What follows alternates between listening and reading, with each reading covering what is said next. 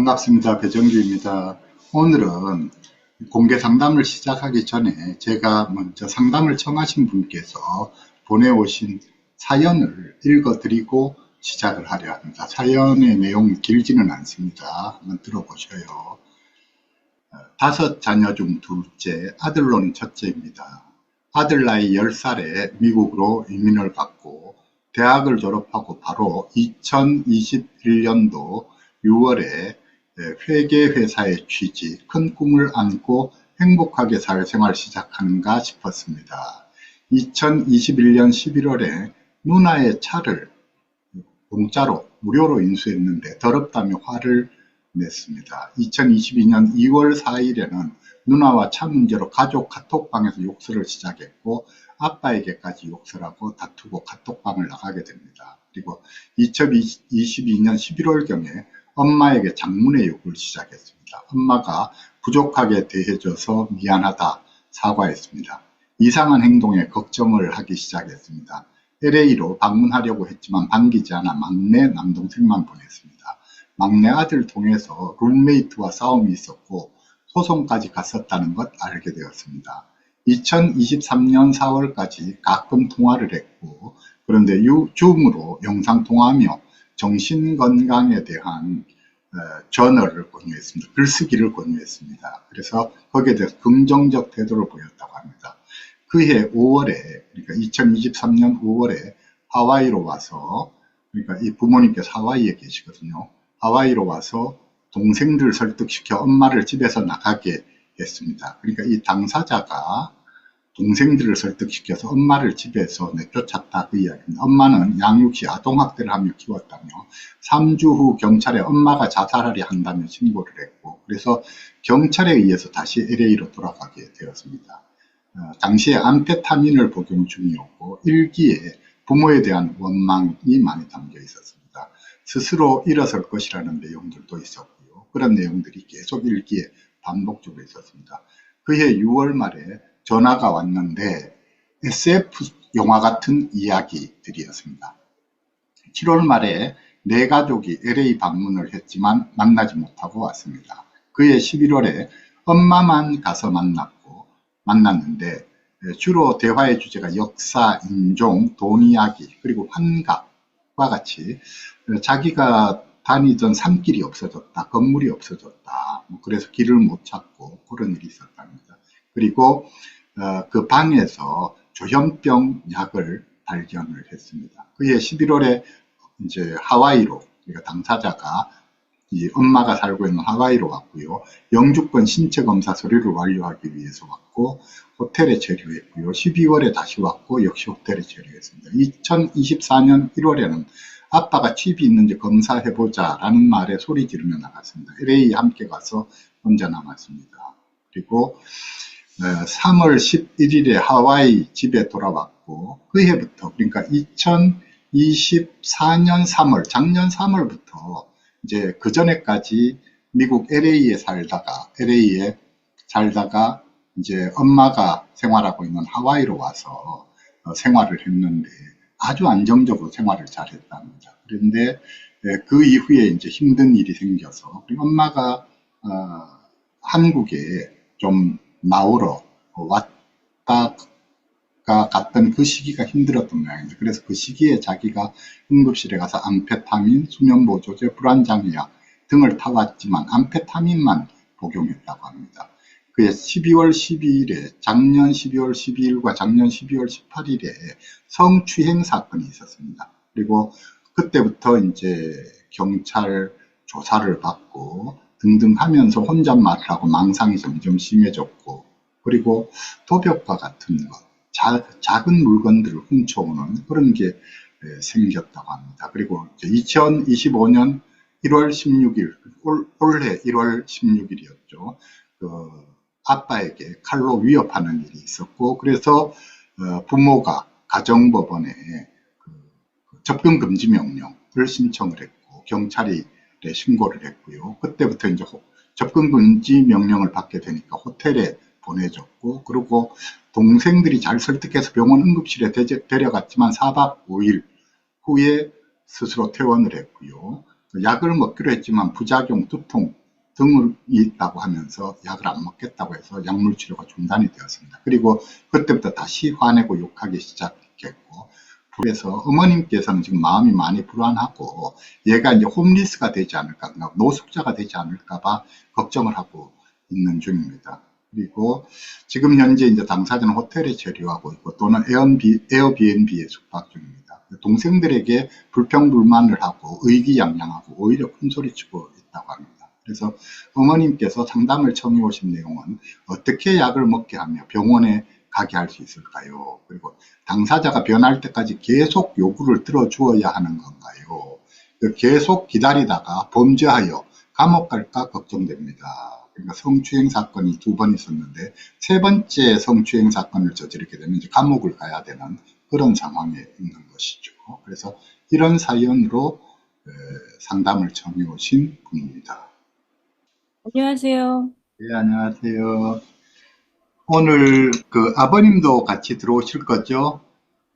네, 그런다고 했는데, 조금 기다려보면 들어오겠죠. 편하게 네, 이야기 나누고 있다가 보면 들어오겠죠. 제가 듣기로 어머님께서는 지금 하와이에 계시고 아버님께서는 그 한국에 나와 계신다고 들었는데 네네. 한국에는 잠깐 나와 계신 건가요? 하와이에서 쭉 같이 살고 계시는 것 같던데 어떤가요? 저희 남편은, 왔다 갔다 했어요. 그래서 미국하고 한국을, 어, 네, 사업을 해서, 어, 자주 오면 3개월에 한 번, 아니면 6개월에 한 번. 그런데 음, 중간에 이제 팬데믹 있고, 그래서, 음, 못 본 경우가 많이 있었죠. 그래서 그러네. 한 번씩 오시면 얼마나 계시다 가시길래요? 볼 때는 1, 2주? 아니면 이제 좀 시간이 되면 한 달 정도? 근데 그건 그러면 드물었어요. 네. 같이 지내시는 시간보다는 떨어져 지내시는 시간이 훨씬 기네요. 네, 그랬어요. 그랬네요. 그, 보내주신 메일에 보니까, 어, 아드님이 5자녀 중에서 둘째고, 아들로는 첫째다. 네. 그 아들 10살 때 미국으로 이민을 가셨다. 라고 했는데, 그때 이제 미국에 이민 가서 자리 잡으신 게 하와이에 자리 잡으신 건가요? 아니, 캘리포니아로 처음에 갔었어요. 처음에 캘리포니아로 가셨구나. 그러면 가셨다가 부모님께서 하와이로 옮겨 가신 건 언제예요? 지금 2017년에 하와이로 저희가 왔어요. 음, 17년에 음, 남편이 가족적인 비즈니스를 한번 같이 해보자 해서 음, 그때도 우리 큰아들이 고등학교를 막 졸업했었거든요. 그랬네요. 그런데 이제 아버지가 같이 너가 이걸 음, 내 밑에서 배워서 음, 같이 하면 좋겠다. 같이 음, 키워나가면 좋겠다 이런 말을 했어요. 그래서 조금 음, 해보고 음, 너가 정말로 다시 대학에 들어가고 싶으면 그때 1년만 아빠를 도와주고 다시 캘리포니아 대학에 들어가면 어떻겠냐 해서 음, 근데 흔쾌히 아들이 아빠 돕겠다고 고등학교 졸업하고 바로 하와이로 같이 왔어요. 아이고, 쉽지 않은 일인데. 예, 아들이, 이 아들이 대학을 진학할 때가 됐는데, 네가 아빠 일을 좀 도와주면 좋겠다. 예. 라고 했더니, 흔쾌히 캘, 캘리포니아에서 하와이로 와서 1년을 도와주고 그 다음에 캘리포니아에 있는 LA에 있는 대학으로 진학했다. 그 이야기네요. 예, 1년은 안 채우고요. 한 4개월을 했어요, 아들이. 저는 한 2, 3개월만 하고, 저는 빠지고, 4개월을 하고 저희가 이제 그 일을 포기했어요. 아, 그래요. 거기서 이제 투자한 거를 이제 거두고, 음, 이제 이 정도 됐으니까 너는 원하는 대로 음, 대학교 다시 복학은 아니죠. 네, 1학년을 들어가려고 했는데, 음, 그래서 다시 캘리포니아로 가게 됐어요. 그렇구나. 그 무렵에 뭔가 새로 뭔가 아버님이 일을 벌리셨던 게 있는 모양이네요. 그랬다가 그거를 결국 접으셨네요. 네네. 음, 그래 됐네요.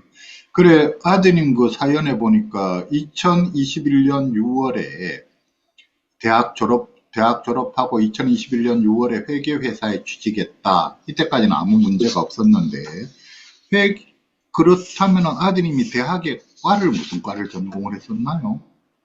회계학과요. 회계학과, 그럼 미국 회계사가 된 거였던가요? 회계회사가 네, 됐다는 거. 그리고 그러면 이때까지는 아드님에 대해서 뭐별 걱정이 없으셨겠네요.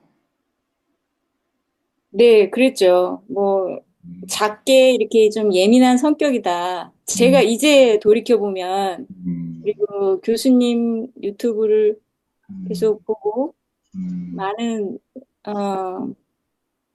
부모님들 얘기를 들어보면, 우리 아이도 그런 기질이 있었던 것 같아요. 음, 어렸을 때부터 음, 예민했고, 음, 불공정한 것을 못 참고, 음, 그랬었죠.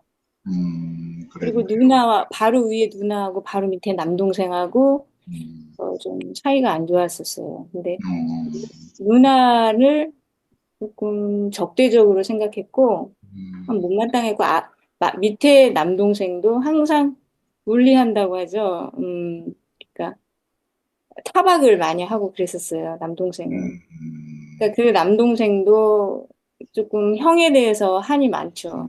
음, 그랬네요. 위아래로. 누나하고는 몇 살 차이였고, 남동생하고 몇 살 차이였는데요? 누나랑은 2살 차이고요. 음, 바로 밑에 남동생하고는 2살 반 차이. 2살 반 차이. 나이 차이가 얼마 안 났구나. 음, 그러면 자제분이 다섯이라 했는데, 첫째, 둘째, 셋째. 그러면 넷째, 다섯째하고는 잘 지내나요? 네, 동생이라고 아주 예뻐했었어요. 넷째, 다섯째는 예뻐하고, 그러니까 처음이 딸, 아들, 딸이에요. 제가. 음, 첫째하고 막내가 딸이고, 음, 그러네요. 음, 여기는 사이가 좋다. 그런데 이제 문제가 생기기 시작했는 게 보내주신 그 사연에 따르면 2021년 11월부터 이제 문제가 생기기 시작했네요. 그때 처음에는 누나 차를 인수했는데 더럽다면서 화를 냈다. 네, 그러면서부터 이후에 뭐 가족 단톡방에서도 나가게 되고 또 엄마에게 장문의 뭐 욕도 시작하게 되고 등등 그러면서 급기야 2023년도에 가서는 하와이로 와서 동생들을 설득해서 엄마를 집에서 나가게 했다. 나가게 했다는 게 쫓아냈다는 건가요? 뭐죠? 네. 어떻게 쫓겨났어요? 그때? 그 전에 이제 제가 이상하다고 생각한 것이 음, 2021년 11월 이 누나하고의 차 음, 문제 때문에 그때부터가 좀 이상했어요. 그러니까. 예, 왜냐면 저희 가족이 전부 놀랬죠. 왜냐면 음, 가족 단톡방에서 음, 아버지한테 쌍욕을 하고 음, 누나한테도 쌍욕을 하고 그렇게 시작됐기 때문에 저희가 그랬네요. 너무 놀랬었어요. 음, 네. 그랬네. 그래서 이제 아버지가 화를 내서 넌 나가라. 음, 음, 그래서 가족 단톡방에서 나가라 해서 음, 좋다. 그리고 나가더라고요. 그랬네요. 그 이후에는 저랑만 이제 통화를 했어요. 이제 음, 문자를 주고 받았어요. 음, 그리고 이제 어떻게 지내는지 제가 이제 음, 보고 그랬는데, 어느 날 제가 그 중간에 음, 저한테 장문의 욕을 하기 전에 그 중간에 이제 이 누나가 이 차를 음, 너무 오래 팬데믹 때 길거리에 그냥 음, 파킹을 해놔가지고 여기 음, 미국에서는 차를 1년마다 레지스트레이션을 해야 돼요. 등록을. 근데 음, 그걸 미루고 또 안 하고 그래서 이제 티켓을 계속 먹은 거예요. 음, 그런 중고차를 이 아들이 음, 받은 거예요. 음. 그래서 차를 팔려고 공짜로 받은 거예요? 돈 주고 받은 거예요? 아들이. 공짜죠, 공짜. 형제가 아니니까. 공짜로. 근데 네. 차를 타려고 보니까 너무 문제가 많은 차를 자기한테 음, 줬다는 거죠. 그 이해할 만하죠, 저희가. 그래서 음, 아니, 누나가 너무 했다. 이제 편을 음, 들어줬어요. 음, 아버지도 그냥 음, 아버지가 돈 잘 많이 벌면 페라리 사주마 이러면서 달래고 이제 막 그렇게 했는데 음, 이 원한의 그런 하소연을 음, 계속 단톡방에 계속 올리는 거예요. 몇 달에 음, 걸쳐서.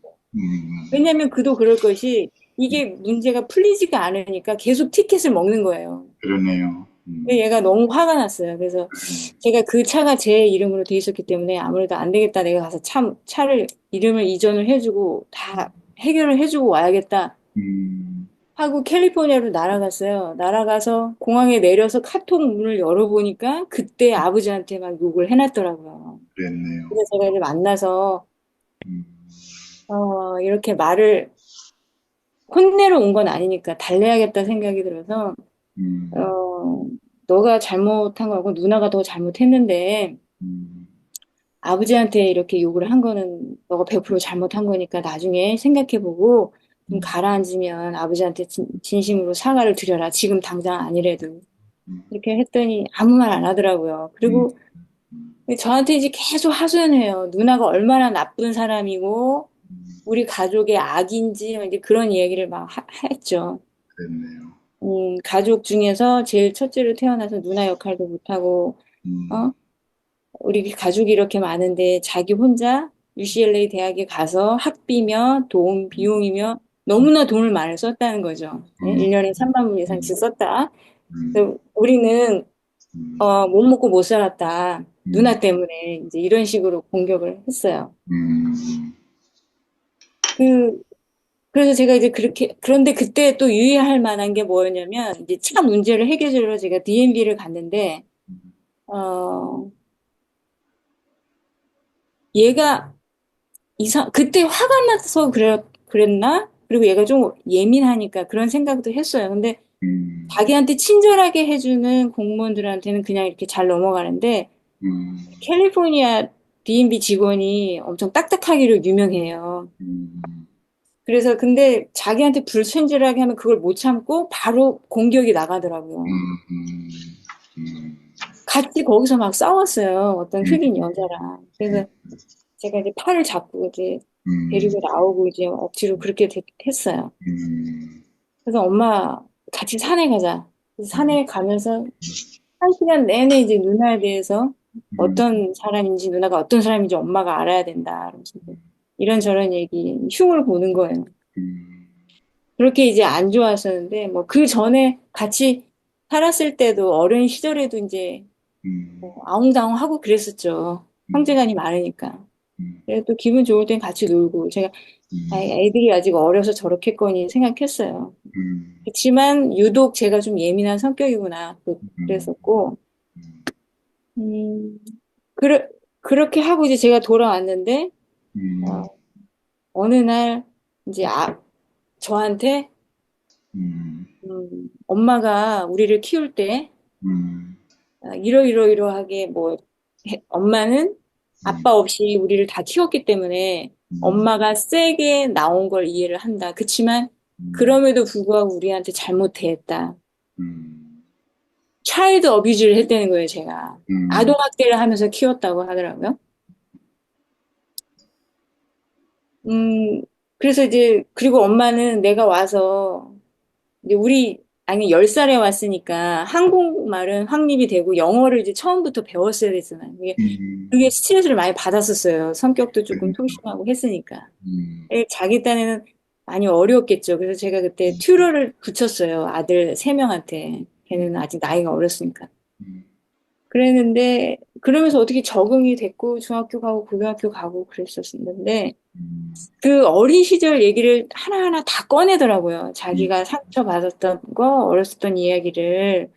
그래서 제가 다 이제 문자로 그걸 들으면서, 음, 그때 그랬을 때는 엄마가 이렇게 노력을 했었는데 잘 안 됐었다. 내가 너 친구를 많이 이렇게 초대해서 너랑 만들어주려고 했었는데 그게 잘 안 됐고, 이제 그런 얘기를 했죠. 변명 아닌 변명을. 제가 그러면 엄마는 사정 설명을 한 거지만 키위 입장에서는 계속 엄마가 변명을 하는 걸로 들렸을 것 같으네요. 지 그, 입장에서는. 예, 음, 그래서 이제 그리고 결국은 그래도 얘가 마음이 많이 상처를 입었겠구나 싶어서 제가 그래 엄마가 많이 부족해서 미안해.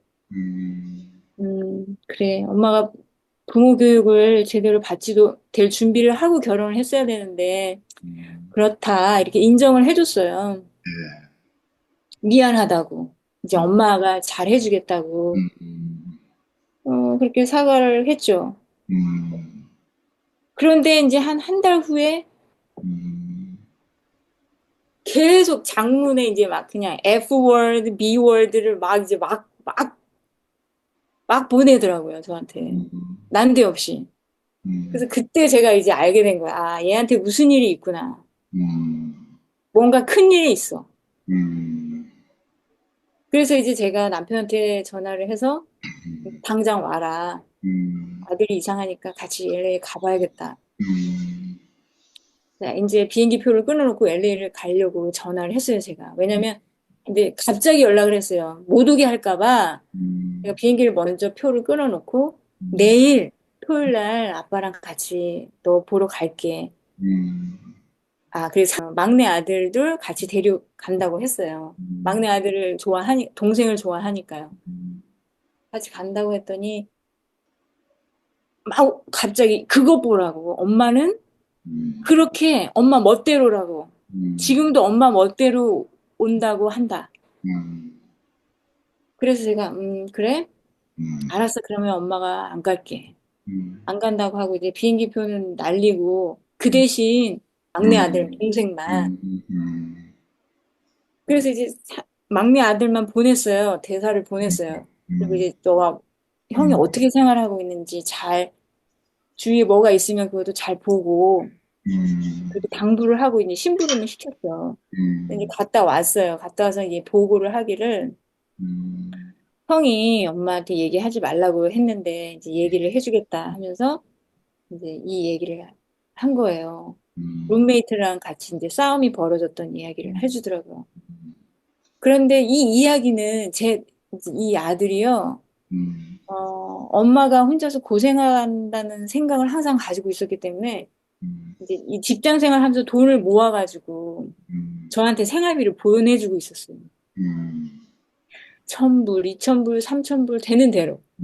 그리고 자기는요, 이렇게 아파트를 렌트를 해가지고 방이 2개면 그걸 다 서브리스를 해가지고 렌트를 다 주고 자기는 거실에서 커튼을 치고 여기가 저랑, 그렇게 생활을 한 거예요. 그래서 제가 이제 그때 D&B 해결해 주러 갔을 때 이렇게 하지 말고 그냥 엄마 돈 필요하지 않으니까 너 그냥 방 하나 가지고 그리고 이 룸메이트 갖지 말고 그냥 네가 단독에 혼자 살아라. 방 하나짜리 아파트에 이럴 필요 없다. 그렇게 얘기를 했는데도 아니라면서 고집을 부리면서 계속 그렇게 살더라고요. 힘들게. 그래서 그렇게 고마운 아들이었기 때문에 제가 음, 마음이 아팠죠. 그래서 어, 그렇게 생활했는데 제가 그때 이제 그 무슨 얘기를 들었냐면 엄마 룸메이트 하나가 자꾸 렌트비를 안 준다. 그래서 그래도 어려운 건가 보지. 그냥 봐줘라. 너가 여유가 있으면 그냥 봐주고 그렇게 해. 도와줘. 그랬는데 여태까지 얼마나 많이 봐줬는데 그러더라고요. 그러더니 이제 결국에는 그 룸메이트하고 싸움이 난 거예요. 계속 연체가 되니까. 근데 이제 동생한테 들은 바로는 우리 아들이 조금 왜소해요. 말랐어요. 키는 큰데 말랐어요. 그래서 그런 컴플렉스가 있었어요. 어렸을 때부터. 그런데 이제 그래서 대학교 가고 고등학교 때부터 짐을 가서 막 근육을 키우고 이런 운동을 했었어요. 그런데 그 렌트비를 안 낸 룸메이트가 덩치가 큰 스페니쉬였나? 그랬던 것 같아요. 그러니까는 이때부터 제 생각에는 얘가 예민해진 성격에 더 이렇게 뭐랄까 정국이 현상이라고 하셨나요? 그런 게 나타나서 이 룸메이트를 너무 깐죽대면서 그렇게 해서 싸움이 붙은 건지 어쨌든 우리 아들이 바닥에 눕혀지고 이제 그렇게 됐는데 연필로 눈동자를 찍으려고 했었다고. 그리고 저랑, 그랬네요. 그러니까 그 공포를 남동생한테 얘기를 해준 거예요. 그런데 웃으면서 무용담처럼 얘기를 해줬대요. 그걸 웃으면서 그 음, 이야기를. 음, 그래서 저는 그 이야기를 듣고 마음이 아팠는데 그러면서 동생한테 그 일로 해서 코र्트에 가서 내가 그 애를 수를 하고 판사가 어떻게 했고 그래서 나는 지금 unemployment 그러니까 실직 수당을 받고 회사를 못 나가고 있는 거예요, 이제. 근데 그 큰아들은 그렇게 말을 했지만 제가 이제 생각해 보면 판사가 PTSD라든지 그 이제 정신과적 그 치료 상담을 받으라고 오더를 준 것 같더라고요. 음, 그래서 음, 이 아들이 이제 휴직계를 내고 음, 집에서 이제 그러고 있었던 거예요. 음, 실직수당을 받고, 음, 그다음에 무슨, 그냥 그렇게, 그러니까 이제 아들은 이게 편했던 모양이에요. 음, 몇 달만 있다가 다시 복귀될 줄 알았던 것 같아요. 음, 그런데 본인의 상태는 계속 안 좋아졌던 것 같아요. 음, 왜냐하면 이제, 그러고 나서 저는 이제 모른 척 했어요. 그 이야기를. 음, 근데 가끔 저한테 메시지를 하고 하는 게 엄마 잘 있어? 동생들 잘 있어? 그렇게 묻고 어느 날 저한테 앱을 보내주면서 막내 여동생이랑 엄마랑 이 앱을 해서 이제 멘탈 건강을 체크해주는 그런 앱을 보내주더라고요. 그래서 엄마도 힘드니까 엄마도 이제 갱년기고 내가 엄마를 봤을 때 엄마도 정신적으로 문제가 있으니까 이런 도움을 받아야 된대요. 그래서 오케이 좋아. 그래 나 받아들이겠다 하고 이제 그렇게 했어요. 그리고 2003년이 돼서 4월에는 줌을 통해서 이제 엄마 내가 그러면서 저한테 우리 하와이로 가죽으로 된 다이어리를 사서 보내주면서 여기 저널링을 하자고 그러더라고요. 그러다 이제 자기가 질문하면 대답을 쓰고 자기가 테라피를 하는 거예요. 우리 가족을 상대로. 그 좋다고 좋은 의도니까 이제 그렇게 했어요. 근데 제 생각에는 자기가 그렇게 병원을 다니면서 그러고 있었던 것 같아요. 아니면은 무척 인터넷을 통해서 자기가 스트럭을 하고, 그러니까 고군분투를 하고 있었던 것 같아요. 혼자서. 그런데 그것도 잠시 어느 날, 그리고 제가 보험이 없었어요. 미국에서. 우리 아이들이 있었는데. 근데 엄마가 보험도 없이 아프면 병원도 못 가고 고생한다 싶으니까 보험료가 미국은 비싸잖아요. 한 달에 700불의 돈을 내서 얘가 보험을 들어줬어요, 저를. 그래서 엄마, 이제부터 엄마 내가 다 보험 들어줄 테니까 다 가서 안과, 치과 다 체크를 해라. 엄마 간도 안 좋고 하니까 이제 다 하라는 거예요. 그리고 조금 있다가 엄마 내가 정신과도 해줄 테니까 거기도 가서 테라피를 받아라. 이제 그래요. 그래서 고맙다고 그랬죠, 저는. 그게 이제 한 달이 됐어요. 4월에 들어주고. 그러더니 갑자기 5월 초에 저한테 또 문자를 보내서 또 이제 막 컴플레인을 하는 거예요. 엄마가 이래 이래 해서 뭐 어떻게 했다. 또 시작이에요. 또 험한 얘기를 막 하더라고요. 그래서 제가 이제 그때 무슨 시점이었냐면요. 제가 영주권을 신청하고 제가 회사를 다녀야 되는 시점이었어요. 스폰서를 바꿔가지고. 그래서 이제 제가 그 스폰서를 찾고 해서 너무 신경을 쓰는 바람에 스트레스가 너무 많아가지고 이제 우리 아들까지 이런 문자를 보내니까 제가 스트레스가 너무 쌓여서 이제 아들한테 그런 거예요. 너가 엄마가 그렇게 싫으면 당분간 그러면 보지 말자. 너가 화가 네 풀릴 때까지 엄마를 보지 말고 좀 있어 봐라. 그런 문자를 보냈어요, 답장을. 엄마가 지금 너무나 이 영주권 문제 때문에 스트레스를 받는다. 그러니, 잠깐 나중에 얘기를 하자. 그리고 돈은 보내주지 않아도 되고, 엄마는 네가 이렇게 훌륭하게 자라준 것만도 내가 너무 감사하다. 그냥 건강하게 잘 지내. 잘 지내고, 너가 좀 상황이 좋아지면 우리 다시 만나자. 이제 이런 식으로 했더니 그 문자에 더 붕괴를 하는 거예요. 제가 이제 커트를 하니까 더 화가 나서 나중에 3월 문자가 왔어요. 엄마 비행기표 좀 사달라고. 이 돈을 다 쓴 거예요. 그동안에. 가지고 있던 돈을 다 쓰고 이제 저한테 알았다고 이 카드로 사라. 비행기표 사라 해가지고 이제 왔어요. 하와이 와서 저희 집에 다시 들어와서 이제 그때부터 같이 살았어요. 작년 3월부터. 와서는 너무 애가 안정적인 거예요. 와서, 제가 해주는 밥도 잘, 감사합니다. 잘 맛있게 먹고, 엄마, 그리고 내가 이제 좀 쉬었다가 베스트바이에 취직할게요, 엄마. 음, 취직해서 음, 엄마한테 돈도 다 내고 줄게요. 이제 이렇게 음, 좋았었어요. 그래서 저는 음, 그래. 그때부터 제가 교수님 이 유튜브를 음, 봤기 때문에 어, 음, 좀 말도 아끼고 음, 관찰을 했어요, 아들을. 음, 어떻게 좋은 말을 할까? 어떻게 음, 마음의 문을 열게 할까? 음, 음, 계속 지켜보는데 음, 말을 잘 안 해요.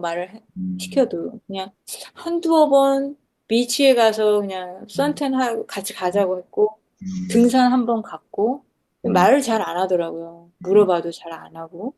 음, 그리고 어디 나가자 그래도 안 가고, 그냥 방에만 있어요. 음, 근데 이제 제가 드디어 영주권을 받아서 부모님을 뵈러 한국에 나가야 됐었어요.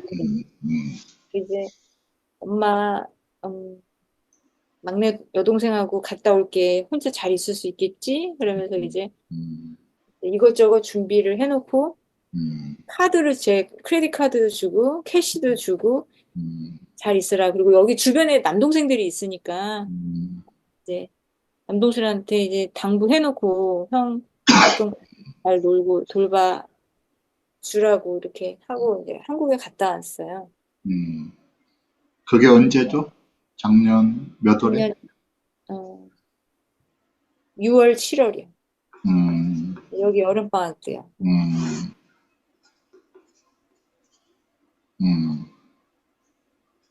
저한테는 아주 잘했어요. 근데 음, 음, 가끔 짜증이 날 때도 있었지만, 음, 대체로 잘 있었고요. 음, 그동안은 뭘 했냐면, 집에 가만히 있거나 아니면은, 짐에 가서 운동을 한다고. 근데 제 음, 차 타고 가라고 해도 운전을 안 하고 걸어갔어요. 자기 뱃살을 음, 빼야 된다고 하면서, 음, 3시간 거리로, 음, 3시간 거리, 그거를 왔다 갔다 하루 종일 걸려서, 음, 걸어가서 운동 1시간 하고, 다시 3시간 걸어서 걸어서 집에까지 오고, 음, 그렇게 하더라고요. 일주일에 한 두세 번을.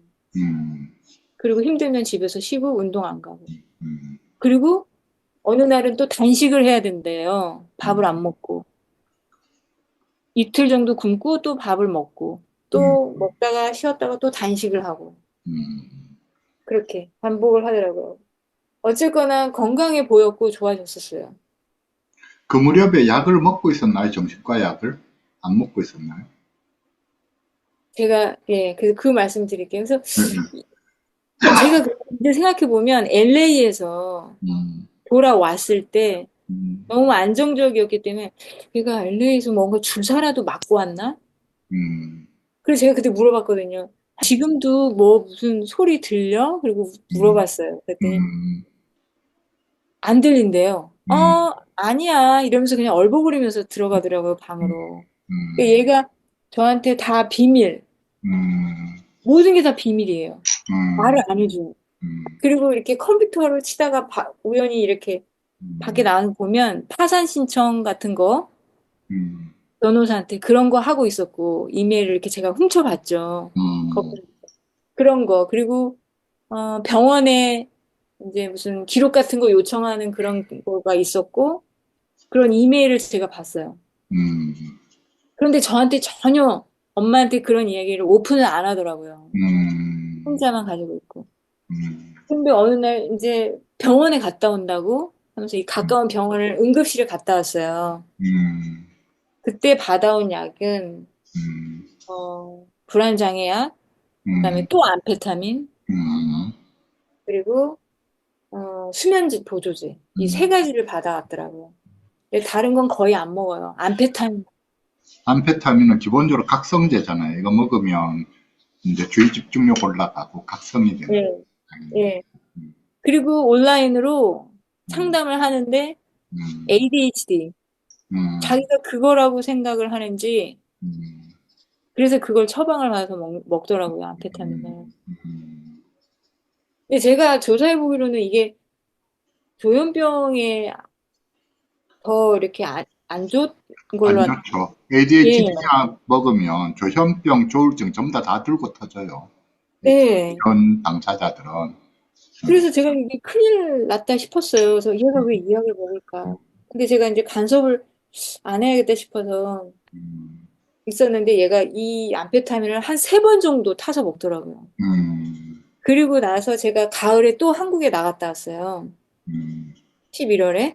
음, 그리고 11월 8일에 돌아와 보니 음, 더 이상 이제 음, 암페타민을 음, 의사가 안 주는 거예요. 그 음, 종이를 보니까 주치의를 만나서 이제 더 이상 음, 주치의를 만나라고 써 있었어요. 음, 12월. 예. 그리고 제가 돌아와서 한 달이 지났죠. 그리고서는 이제 12월 12일 날 경찰한테 전화가 왔어요. 여기 찾으러 오라고 아들을. 가서 보니 무슨 일인가 가봤더니 아니 제가 저녁을 준비하고 있었는데 잠깐 나갔다 온다고 하더니 안 들어오는 거예요 아들이. 그러더니 경찰서에서 전화가 왔는데 찾으러 오래요. 그래서 가보니까 어, 그 동네에 있는 그 큰 마켓에서 여자아이를 만졌어요. 만져서 그 여자아이의 미성년자 여자아이였는데 그 아버지가 봐서 아버지가 경찰에 신고를 하고 이제 경찰은 잡히고 간 거죠. 네, 성폭행으로. 근데 이제 그때 이제 경범죄에 해당됐기 때문에 그냥 만지기만 했기 때문에 모르겠어요. 그랬는데 어, 보석 200불에 그냥 이제 풀려났어요. 200불에. 이제 그리고 집에 데리고 왔는데 저는 이제 아무 말 안 했어요. 나중에 이제 물어보려고. 본인은紧장하고 있었죠. 본인은. 엄마 이거 아무것도 아니야 이러면서 그리고 그래 샤워하고 오늘은 쉬어라 얼른 들어가서 쉬어 자라 그랬더니 음, 이제 여동생이 이제 집에 저하고 막내 여동생하고 큰아들만 살고 있어요. 셋이서. 근데 여동생이 걱정의 눈빛으로 이렇게 오빠를 쳐다봤죠. 우리 큰아들이 여동생을 엄청 예뻐했어요. 막내 여동생이기 때문에. 근데 오빠니까 잘하니까 오빠도 좋아했죠, 딸이. 이렇게 걱정의 눈빛으로 쳐다봤는데, 그걸 또 오해를 하더라고요. 그래서 왜 그렇게 나를 쳐다보냐고. 아무 일도 아닌데, 자격지심처럼. 오히려 성내는 거죠, 본인이. 그래서 이제, 그래, 그래, 이제 들어가서 자자. 그렇게 했는데, 일주일도 안 돼서 다시, 제가 일하고 있었는데, 딸한테 전화가 왔어요. 엄마, 경찰이 와서 오빠 데려갔어. 그래요. 그래서 오빠가 밥 먹고 있는데 데려갔다고. 경찰서에 이제 가보니까, 일주일도 안 돼서 두 번째 성범죄를 한 거예요. 지나가는, 어, 지나가는 여자의 엉덩이를 때렸대요. 그래서 이제 두 번째니까, 이제 얘는 경찰서에서 하룻밤을 자야 됐었어요. 그리고 그 다음날 바로 아침에 코र्트로 넘겨줬어요. 법원으로. 근데 저희가 이제 남동생 둘하고 저하고 가서 이제 들어봤는데, 음, 그날 바로 이제 풀려났고, 그런데 풀려나긴 하지만 그 다음 수속 과정이 있어요. 어, 인테이크 서비스 센터라고 하면 한국말로 하면 여기 뭘까? 약물 검사 센터 그런 거? 마약 중독 약물 검사하는 그런 그러니까 감옥에 그게 프리즌 옆에 있어요, 바로. 거기 같이 소속이 돼 있더라고요. 거기에 가서 그 법원에서 오더를 내리는 날짜에 가서 그거를 계속 해야 돼요. 이거를 이 사건이 풀릴 때까지. 거기서 교육도 받는지 모르겠지만 하여튼 그거를 계속 응해야 되는데 몇 년간이요? 모르겠어요. 한 몇 달? 몇 차례 되는 것 같아요. 그거를 이제 우선은 한 달 후에 그게 바로 다음 날 잡혔었어요. 예약이. 그래서 그 다음 날 갔어야 됐는데 그걸 갔죠. 저희가 데려다 주려고 했는데 혼자 가겠다고 또 고집을 부리더라고요. 걸어서 거기 혼자 가겠다고 1시간 걸리는데 그래서 또 고집 알겠다고 그랬어요. 음, 그런데 이제 우리가 걱정이 돼서 거기에 음, 전화를 했어요. 음, 어, 음, 우리 아들이 거기 갔는데 우리 아들이 조현병이 있는데 거기 갔는지 안 갔는지 음, 걱정이 돼서 전화를 했고 왔으면 음, 전화를 해달라 우리한테 다. 음, 그랬더니 우리한테 전화해주기는커녕 당사자한테 너의 가족이 너 무슨 조현병 환자라고 해서 걱정돼서 전화했다. 여기 음, 왔느냐 하달라. 그렇게 말을 한 거예요. 그런, 아, 그래서 음, 그랬더니 이제 그 얘기를 듣고 아들이 와서 우리한테 이제 화를 내는 거죠. 음, 누가 나한테 조현병이라가 음, 있다고 했냐. 음, 그래서 엄마가 LA 너 아파트에 갔을 때 음, 너가 그 약 먹고 있는 걸 엄마가 발견했지 않냐. 음, 그런 얘기를 해주더니 그게 그게 의사가 그냥 먹어보라고 준 약이었지 내가 무슨 조현병이냐고 음, 인정을 안 하더라고요. 그래. 이제 그래서 이제 예, 이 두 번 범행한 것 때문에 그 계속 이 문제를 풀어야 되는 그 과정이 있었어요. 계속 음, 한 달 후에 또 법원에 가야 되고 그 다음에 또 거기 서비스 센터에 가서 또 검사를 받아야 돼요. 그럼 교육이 몇 차례 있어요. 근데 이 아이가 그거를 자꾸 잊어버리니까 우리가 리마인드를 해줘야 되잖아요. 신경을 써서 이거를 해결을 하려면. 근데 자꾸 자기가 알아서 한다고 그러고 신경 쓰지 말라고 하고 음. 귀찮아하고. 미국이 지금 그게 이제 성추행이거든요. 예, 예. 성폭행, 그러니까 음, 성추행이죠. 그러니까 성범죄에 크게 세 가지 종류가 있잖아요. 성희롱, 성추행, 성폭행 세 가지인데 성추행에 대해서 제가 지금 이야기로 미국이 우리보다 훨씬 법이 관대하네요. 우리는 무조건 징역형이에요. 징역 6개월부터 시작해요. 벌금 이런 그냥 거 없어요. 그냥 이렇게 성추행은 만들고. 벌금 없어요. 만지기만 해도. 이게 신체 부위에 그냥 어깨만 이렇게 신체 아무데나 만지기만 해도 징역형이에요. 그래요? 무지무지하게 처벌이 없네요. 성추행에 대해서. 세졌네요. 예, 우리나라에서도 지금 한 5, 6년 사이에 성범죄에 대해서는 법이 무지무지하게 세졌어요. 그러네요.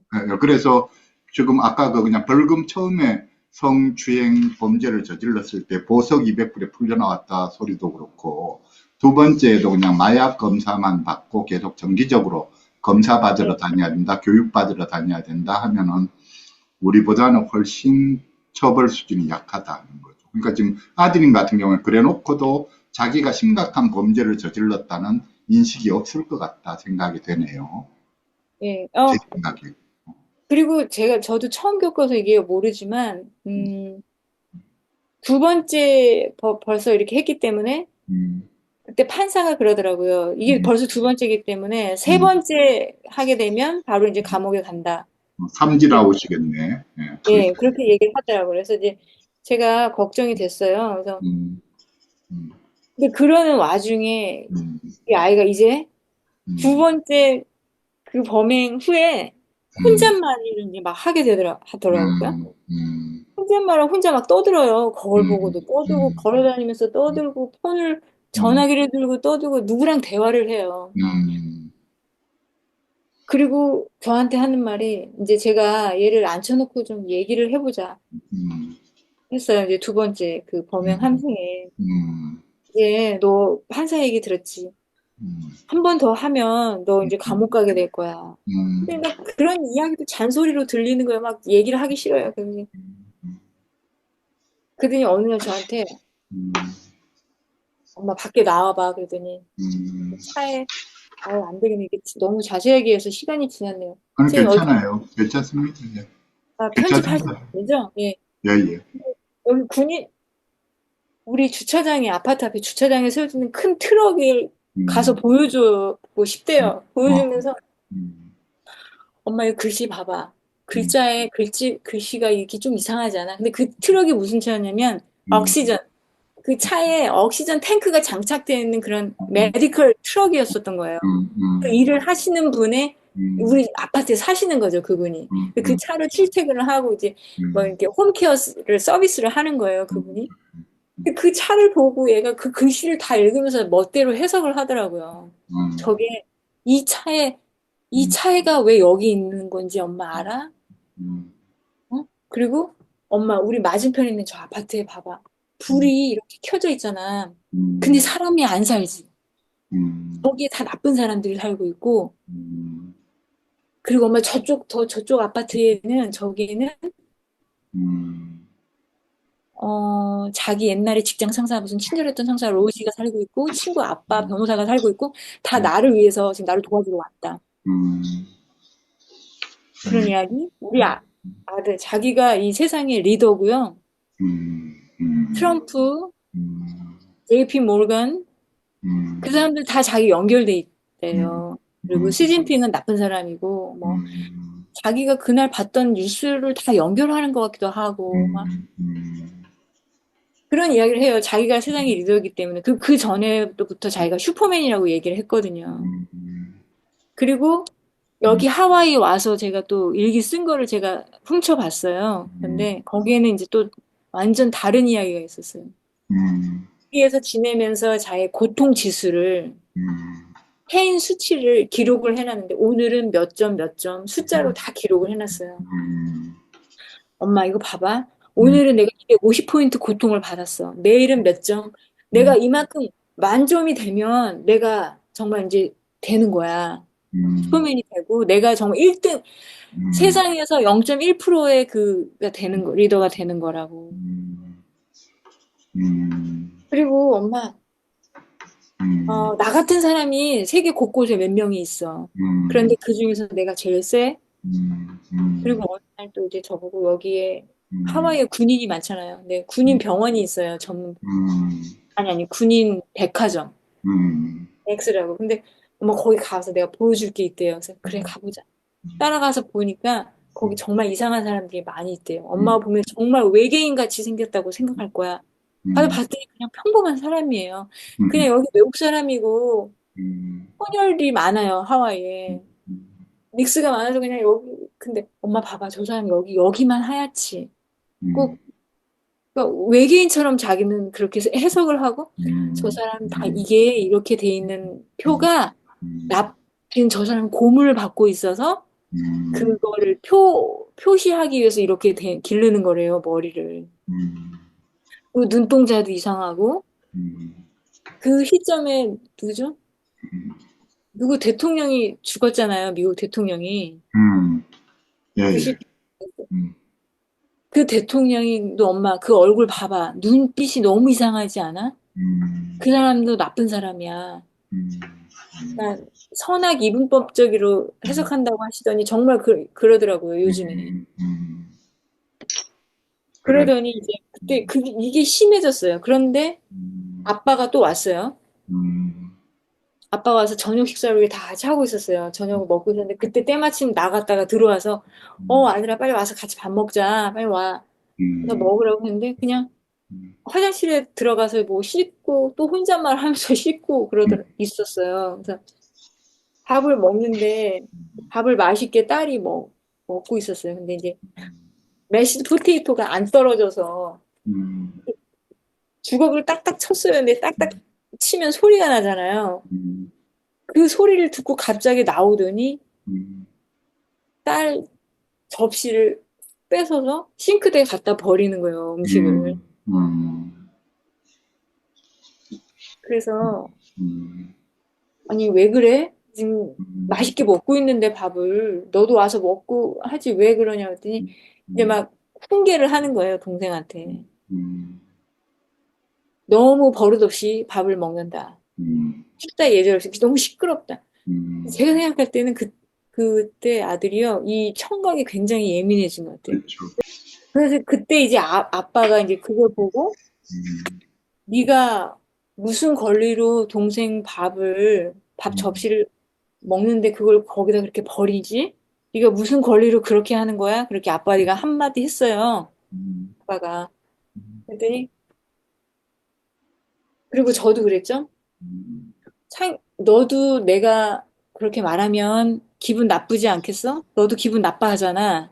그랬더니 갑자기 음, 거기 제가 요리하고 있던 칼을 그때 들어서 음, 아빠한테 가까이 와가지고, 네, 음, 내가 음, 뭐라고 했지? 뭐 내가 너보다 더 어른이야. 음, 내가 얼마나 센지 보여줄까? 음, 팔을 그냥 확 잘라버릴라. 음, 이러면서 음, 칼을 들고 이렇게 위협을 한 거예요. 음, 음, 음, 저는 그때 한참 고민하고 있었어요. 어떻게 음, 해서 얘를 병원에 데려갈 수 있을까? 진단을 받게. 얘 진단도 못 받았거든요, 아직. 한 번도. 그래서 저는, 올 게 왔다. 저는 그렇게 생각을 하고, 이제 아니, 경찰을 불러야겠다 생각했어요. 선을 넘었기 때문에. 그러더니 아들이 칼 내려놔라. 그랬더니, 칼 내려놔. 그랬더니, 그래요, 그러면 내가 나갈게요. 저한테. 제가 나갈게요. 그랬더니, 가방을 챙겨가지고, 칼을 넣고, 거기다. 칼을 넣고요. 그리고 제 차 키를 가져가고, 우리 집 현관 키도 다 가지고 가는 거예요. 아니, 나갈 거면 그거 놓고 가. 그랬더니, 가져갈 거야. 그러면서 다 가져가더라고요. 그러니 제 차를 타고 가버렸어요. 그냥 칼도 가지고. 그러니까 너무 위험하잖아요. 나가서 또 칼부림을 하면 어떻게 해서 이제 제가 경찰을 불렀죠, 그때. 경찰을 근데 제가 여기에 썼죠. 그 와중에 한 달 내에 얘가 또 이제 동네에서 왔다 갔다 하면서 망상이 심해졌을 때 물건을 그렇게 하나씩 집어오는 것 같아요. 제가 제 크레딧 카드를 줬는데 쓰라고 먹을 거 사 먹으라고 얘가 막 이렇게 과소비를 하지 않았어요. 왜냐면 엄마 사정을 아니까 그냥 싸구려 맥도날드 햄버거 이런 것만 사 먹더라고요, 항상. 근데 저는 그것도 고마웠죠. 제 사정 봐준다고. 그걸 사 먹고 근데 제가 그래서 어머 이거 얘가 이걸 샀나 하고 카드 몇 이렇게 보면 계산을 안 했어요. 카드로 안 샀어요. 어느 날은 술병을 하나 가져오고 어느 날은 여자 잠옷을 하나 가져오고 어느 날은 달력 또 어떤 날은 테일러 쉬프트 잡지 브로마이드 사진 잡지를 하나 가져왔어요. 그런 거. 그런 걸 가져와서 얘가 하나씩 물건을 집어오나 보다. 근데 여기 미국은요 그런 좀도둑은 잡지를 않아요. 가게 주인들이 직원들도 왜냐면 가서 일부러 사고 당하니까 폭력 사고가 일어나면 더 데미지가 크니까 안 잡아요. 오히려 그거 잡는 직원은 해고당해요. 그러니까, 그냥 거지들이 가져가면 그냥 가져가라고 내버려 두는 그런 투제거든요. 그래서 아마도 우리 아들도 그냥 그렇게 가져온 것 같더라고요. 그래서 얘가 정말 심해지는구나. 제가 경찰 신고를 했는데 경찰이 밤에 왔는데요.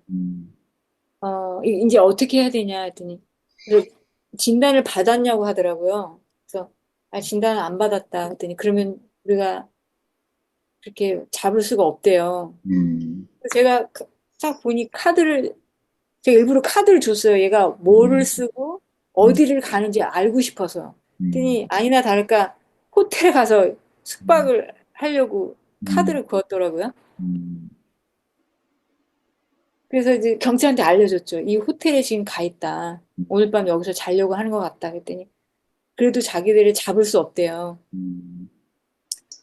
그러면 어떻게 해야 되냐? 어떻게 병원에 데려갈 수 있냐 물어봤더니 코트에 전화해서 자세히 물어봐라. 가정법원에. 그래서 이제 그 다음날 제가 코트에 우리 이제 식구들이 다 갔죠. 아빠, 남편, 저, 아들 둘 가서 이제 파일을 하게 된 거예요. 근데 그때까지만 해도 저는 파일을 하게 되면 판사가 인발런처리 하스피탈리제이션 비자의 입원, 강제 입원을 명령을 해줄 줄 알았어요. 미국이 그게 안 되더라고요. 여기는 미국은 911 경찰이 그거 이머전시지만 그 같은 라인인지 모르겠지만 사나이 988 988이라는 크라이시스 라인이 있어요. 그래서 거기에 전화하면 이제 자살 방지 센터와 같이 한국에 그런 이제 경찰이 출동해서 자살을 방지하고 이렇게 도움을 베푸는 거죠. 청소년들과 여러 이제 사람들을 멘탈 프로블럼이 있는 사람들. 거기에 전화를 하래요. 거기도 전화했죠, 저희가. 전화했는데 거기 전화했더니 가정법원에 전화를 하래요. 파일 하래요. 그래서 이걸 하면 또 얼마나 시간이 또 많이 걸릴 것이며. 그래서 주저를 하고 있었는데 이제 이 일이 터지니까 제가 이제 가정법원에 그 다음날 바로 갔어요. 가서 이제 파일을 했는데 그 서류를 써야 되는 게 이제 많이 있었는데 이제 거기에 여태까지 어떤 일이 있었고 그 전에 전부터 그런 사건을 다 기록을 해야 돼요. 여러 장이 되는데 그 기록을 이제 우리 둘째 아들이 썼죠. 빨리 쓰니까. 그거를 써서 이제 파일을 드디어 했고 세 부를 줘요, 파일을. 카피를. 한 부는 내가 가지고 있고 제 이름으로 했으니까. 왜냐면 제 집에서 그러니까 한국말로 하면은 접근 금지 신청을 하는 거예요. 네, 뭐냐면 그게 영어로 TRO라고요. Temporary Restraining Order예요. TRO를 신청을 하는 거예요. 근데 미국은 이런 일이 너무 많아서 저희 집 접근 금지 이제 되는 거죠. 근데 그걸 하고 세 부를 제가 하나 가지고 있고 두 부를 경찰서에 가서 바로 제출해야 돼요. 그럼 경찰이 한 부를 가지고 있고 한 부는 경찰이 아들한테 이제 전해주게 돼 있어요. 그래서 아들이 집에 들어오면 전화를 주라고 경찰이 그러더라고요. 그러니까 경찰이 줬더니 그래서 파일 하고 온 날 들어왔어요. 아들이 밤에 늦게 1시 반쯤에 들어온 것 같아요. 첫날은 호텔에서 자고 둘째 날은 집에 들어왔어요. 그래서 남편이 문을 열어주고 집에 들어와서 그냥 자게 했어요. 경찰을 부를까 마음이 약해져서 오늘 자고 내일 아침에 불러야겠다. 그랬는데 그 다음날 아침에도 그냥 나가더라고요. 가방을 메고. 가방을 보니까 칼이 그대로 있어요. 근데 그냥 가방을 또 메고 나가버리더라고요. 화장실 갔다 사이에 제가 들여다봤는데. 그래서 그대로 안 본 척하고 이렇게 해놓고. 그래서 제가 남편한테 빨리 쫓아가 보라고 그랬더니 동네 도서관을 가더래요. 가서 이제 막 또 막 매일 뭘 써요. 기록을 해요. 그냥 맨날 저널링을 해요. 그리고 그날 아침에 일어나서 보니까 제 차를 안 가져온 거예요. 차를 안, 가- 차, 그래서 이제 그날 밤에 이제 들어왔어요. 밤에 들어와서 이제 전화를 해야겠다. 침대에 누워서 자고 있는데, 제가 경찰을 이제 전화를 해가지고 이제 경찰이 왔어요. 경찰이 4명이 와서 이제 주면서, 파일을 주면서, 니네 엄마가 너를 파일했고, 너는 이제 이 집에서 나가야 되고, 이제 다 설명을 했어요. 설명해서, 3주 후에 3주 후에 이제 이 코트에 와라. 그러면 너가 엄마를 만날 수 있고, 네 주장을 할 수 있고, 엄마는 엄마 주장하고, 너는 네 주장을 할 수 있다. 거기 와서 이제 갈등을 풀면 뭔가 이제 판사가 해줄 거다. 이제 그런 인스트럭션을 줬어요. 아들한테. 그리고 지금은 이제 나가야 된다, 네가. 이 집에서 너가 너무 위험하다고. 경찰이 와서 이제 1시간 동안 우리 가족들이 이제 다 그 자초지종을 설명을 했죠. 우리 아이가 심튼 이런 얘기를 설명을 해주고 그래서 이제 좀 병원에 데려가면 좋겠다. 당신들이. 그랬더니 진단을 받은 게 있네요. 다이그노시스가 있네. 그게 없으니까 지금 데려가 달라는 거 아니냐. 병원 안 가려고 그러고 약도 안 먹고 틀린 약만 먹고 이러고 있다. 그랬더니 그러면 너네 어떻게 알았어? 그래요. 내가 LA 방문했을 때 그 약병을 봤다. 이 사진을 보여줬더니, 그랬더니 자기들이 이제 또 막 교신을 해요. 그러더니, 그거 가지고 안 된다는 거예요. 진단서가 있어야 된대요. 그래서 못 데려간대요. 그래서 그냥 집에만 나갔어요. 그래서 너네들이 잘 설득을 해서 병원 가게 해야 된다. 그 수밖에 없다. 이제 집을 나가야 되고, 음, 집을 나갔는데 남동생 둘이 이제 따라 붙었어요. 음, 불쌍해서 형, 오늘 그냥 어디 가서 제가 이제 나갈 때 얘가 이제 핸드폰이 없어요. 핸드폰이 없었는데도 저한테 음, 다시 사달라는 말을, 연결해달라는 말을 안 하더라고요. 제가 오히려 사연, 아들아, 내가 너 연락하는 게 너무 불편해. 그래서 음, 다시 연결해줄까? 우리 패밀리 플랜을 묶어줄까? 그랬더니, 아, 뭐 생각해볼게요. 그러더니 전화를 연결을 안 해요. 그러더니 내가 이제 얘를 보내면 어떻게 알아요? 음, 그래서 미리 이제 내보낼 준비를 하고 저희가 전화를 하나 만들었어요. 빨리. 전화기를 하나 사서 연결을 하고 제가 편지 한 장을 써서 음, 돈 100불이랑 이제 경찰한테 전해주면서 이거 좀 전해줘라. 음, 마지막 나가는 사람 보내주는 거니까 전해줬어요. 이거 너네 엄마가 주는 거니까 읽어봐라. 제가 거기에 이제 썼죠. 내가 엄마가 이렇게 하는 이유를 설명을 할게. 음, 너가 이미 두 번, 응? 성추행을 했고 세 번째 하면 감옥에 간다고 판사한테 들었지. 음, 엄마가 너가 어떻게 될지 세 번째 하면 네가 칼을 들고 집에서 이런 일을 했기 때문에 칼을 들고 또 나가지 않냐. 음, 너가 한 번 더 하면 감옥에 가게 되기 때문에 그게 걱정돼서 엄마가 이렇게 한 거다. 엄마가 TRO를 이렇게 신청을 한 거니까 엄마 우리 가족에 대해서 오해하지 말고 음, 일단은 이 전화기로 음, 경찰한테 물어보면 너가 잠시 머무를 쉘터를 안내를 해줄 거다. 가서 거기서 일단 기거하고 거기서 음, 밥도 준다고 하니 그리고 엄마 카드 쓰고 이제 그렇게 음, 얘기했어요. 음, 그리고 엄마 우리는 너 사랑하고 그날 음, 코트에서 만나자. 그때까지 잘 있다가 음, 우리는 너는 편이고 언제나 너 도와줄 거야. 그냥 그때 그리고 이제 병원 가서 그런 얘기를 하고 이제 보냈어요. 음, 근데 아직 그 편지는 안 받겠죠. 네, 음, 나가서 동생들하고 음, 가면서 동생들한테 이제 화를 막 이제 막 쏟아내는 거예요. 두 음, 동생한테. 음, 음, 어쨌든 동생들이 호텔을 잡아주고요. 음, 내가 주말이었으니까 이틀 돈을 내주고 이제 음, 왔어요. 음. 그게 근데 언제적 일이에요? 며칠이나 됐어요, 그게? 그래서 호텔에 간 게? 예, 얼마 아, 안 된 일인 것 저희 같은데. 집에서 안 됐죠. 저희 집에서 쫓겨난 게요. 음, 12월, 1월, 음, 1월 18일입니다. 그렇죠. 이제 3주 다 돼 가네요, 그러면. 3주 됐어요. 아니, 그러니까 이제 법정에서 만날 날이 다 돼 가네요. 법에서 만난 날은요, 29일이었어요. 1월 29일 날 만났어요. 그래서 이제 제가 음, 저 드릴 말은 음, 월요일이 된 20일 날이요. 음, 다시 동생들이 형을 만났어요. 음, 설득을 했어요. 형, 우리가 돈이 없어. 형 계속 이렇게 할 수가 없으니까 일단 병원에 가서 진단 받으면 형이 복지 혜택도 받을 수 있고 음, 그렇게 하니까 로인컴으로 아파트도 신청할 수 있으니까 그런 도움을 받기 위해서는 일단 병원에 가야 돼. 음, 병원에 가자. 막 음, 이렇게 했더니 형이 협조적으로 나오면 우리가 가서 같이 갈게. 이제 이렇게 하면서 했더니 기적이 일어났어요. 갔어요. 음, 아들이. 음, 동생들이랑. 음, 응급실을 갔어요. 병원을.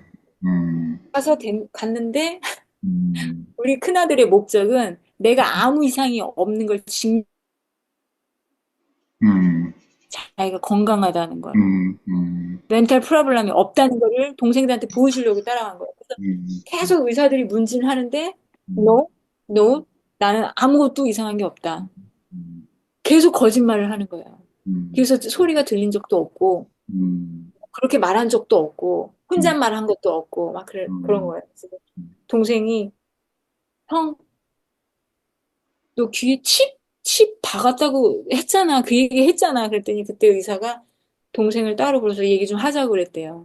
음, 그래서 이제 이 티아로 한 것도 얘기를 하고 이제 동생이 다 얘기를 한 거예요. 여태까지 있었던 얘기를 하니까 너무 위험하다. 너무 위험하다는 판단에 그러면 여기 홀드 하겠다. 음, 그리고 우리가 닥터끼리 따로 음, 법원에 또 파일을 하겠다. 음, 비자의 입원을 시키기 음, 위해서 치료를 하기 위해서 또 하겠대요. 신청을 하겠대요, 판사한테. 그래서 음, 저희는 너무 그게 반가웠었죠. 음, 그런데 그 코트가 목요일마다 그게 열린대요. 음, 목요일마다 그 음, 심사가. 음, 근데 그때까지 기다려야 되는데 월요일 날 입원을 했으니 그 다음 주까지 이 결과를 받을 때가 시간이 오래 걸리잖아요. 한 열흘이 넘게 걸리는데 저는 음, 그게 반신반의했어요. 그렇게 오래 걸리는데 아마 얘가 그때까지 얘가 있을까? 안 음, 그래도 나가려고 하는데. 음, 근데 정말 하루 음, 이틀 지나고 금요일 아침에 의사한테 전화 왔어요, 저한테. 음, 퇴원시켜야 된다고. 지금 음, 내가 응하지도 않고 음, 자꾸 나간다고 하고 그리고 여기서 지금 너희들이 말한 그런 증상을 보이지 않는데요, 더 이상. 보이지 않고 너무 순해졌고 또 아, 약을 잘 먹고 있기로 했고 앞으로 병원에 오기로 약속을 했으니 퇴원을 시켜야 되겠다는 거예요.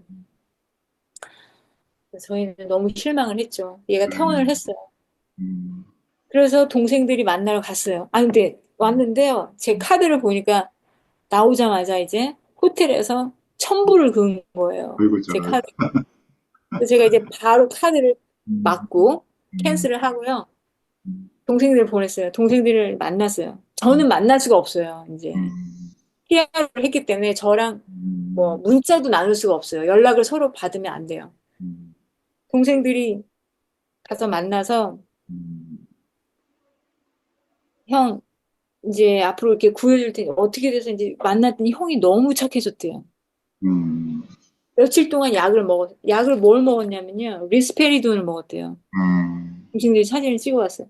음, 그걸 먹었는데 너무 착해졌고 엄마 음, 형이 한국 안 가도 될 것 같아. 엄마가 데리고 간다고 했지만 안 가, 여기서 살아도 될 것 같아. 일도 할 수 있을 것 같아. 음, 너무 착해졌어. 음, 그래서 자기를 도와달라고 막 그랬대요. 그리고 음, 애들아 이거 좀 봐봐. 병원에서 이렇게 줬어. 음, 퇴원할 때 이 종이 줬고 이 약을 줬는데 약을 먹으니까 너무 편해졌어 마음이 막 그랬대요. 그래서 얘네들이 너무 기뻐가지고 음, 호텔을 또 잡아주고 음, 이제 집에 왔어요. 그래서 음, 저한테 이 얘기를 해주고 음, 그런데 이틀, 3일 후에 다시 만났을 때는 이제 음, 머리가 너무 아프다고 음, 했대요. 그러면서 약을 안 먹게 되고, 음, 약을 안 먹은 거죠. 왜냐면 음, 도로 이제 또 화나고 불평불만에 이제 그게 다시 시작이 됐어요. 그러네요. 동생들한테 계속 그 TRO 파일을 썼던 그 종이를 얘가 이제 뜯어보는 거예요. 음, 호텔에서. 계속 읽어보면서 이 글씨를 누가 썼나 보니까 아, 둘째 아들이 한 거야. 그러니까 둘째 아들한테 너가 나를 이렇게 홈레스로 만들었고 음, 엄마하고 동생한테서 다 멀리 떨어지게 만든 게 장본인이 너다. 음, 너라는. 그랬네요. 예. 둘째 아들한테 이제 계속 블레임을 하는 거예요. 음, 그래서 우리 둘째 아들은요, 너무 형이 무섭대요. 그러네요. 도와주기도 무섭고, 음, 만나면 욕을 하고, 불평불만하고, 감사해 하지도 않고, 네, 오히려 이제 막 너무 큰 소리를 치고 있으니. 그래요. 근데 제가 볼 때는요, 음, 그런 얘기를 많이 하더라고요. 이 문자 주고받은 걸 저한테 보내줬거든요, 아들들이. 나는 이제 지금 홈레스가 될 지경이다. 내가 하루에 몇 번을 울고 있다. 밥도 못 먹고, 너네들 나한테 돈 몇 푼만 갖다 집어주고, 음, 너무 불안하다. 음, 그냥 불안에 떨고 있는 것 같더라고요. 그러네요. 그래서 동생들한테 더 화를 내고, 음,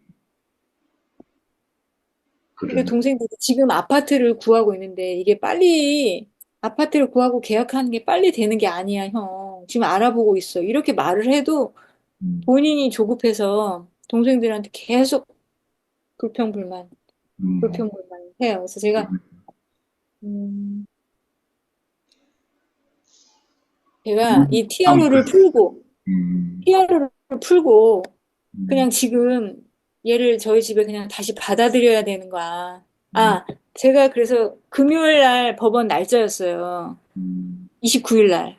음, 1월 29일 날. 음, 제가 그랬어요. 막내 아들한테, 형한테 오지 말라고 해라. 갈 필요 없다고 해요. 엄마만 가도 된다고. 음, 음, 그랬더니 정말 안 왔어요. 이제 귀찮으니까. 그래서 저 혼자만 판사를 만나는데 음, 그런 상황 정황 다 얘기하고 제가 음, 원하는 걸 말했어요. 그랬더니 음, 판사가 자기한테는 그런 권한이 없대요. 왜냐면 음, 이게 형사 재판이기 때문에 자기는 범죄자들한테 할 수 있는 거는 마약 검사하고 분노 조절 장애 이런 것만 오더를 할 수 있지. 뭐 스키주에 대해서 그런 많은 처리 트리트먼트를 받아야 된다. 그런 소견을 오더를 할 수 없다 그러더라고요.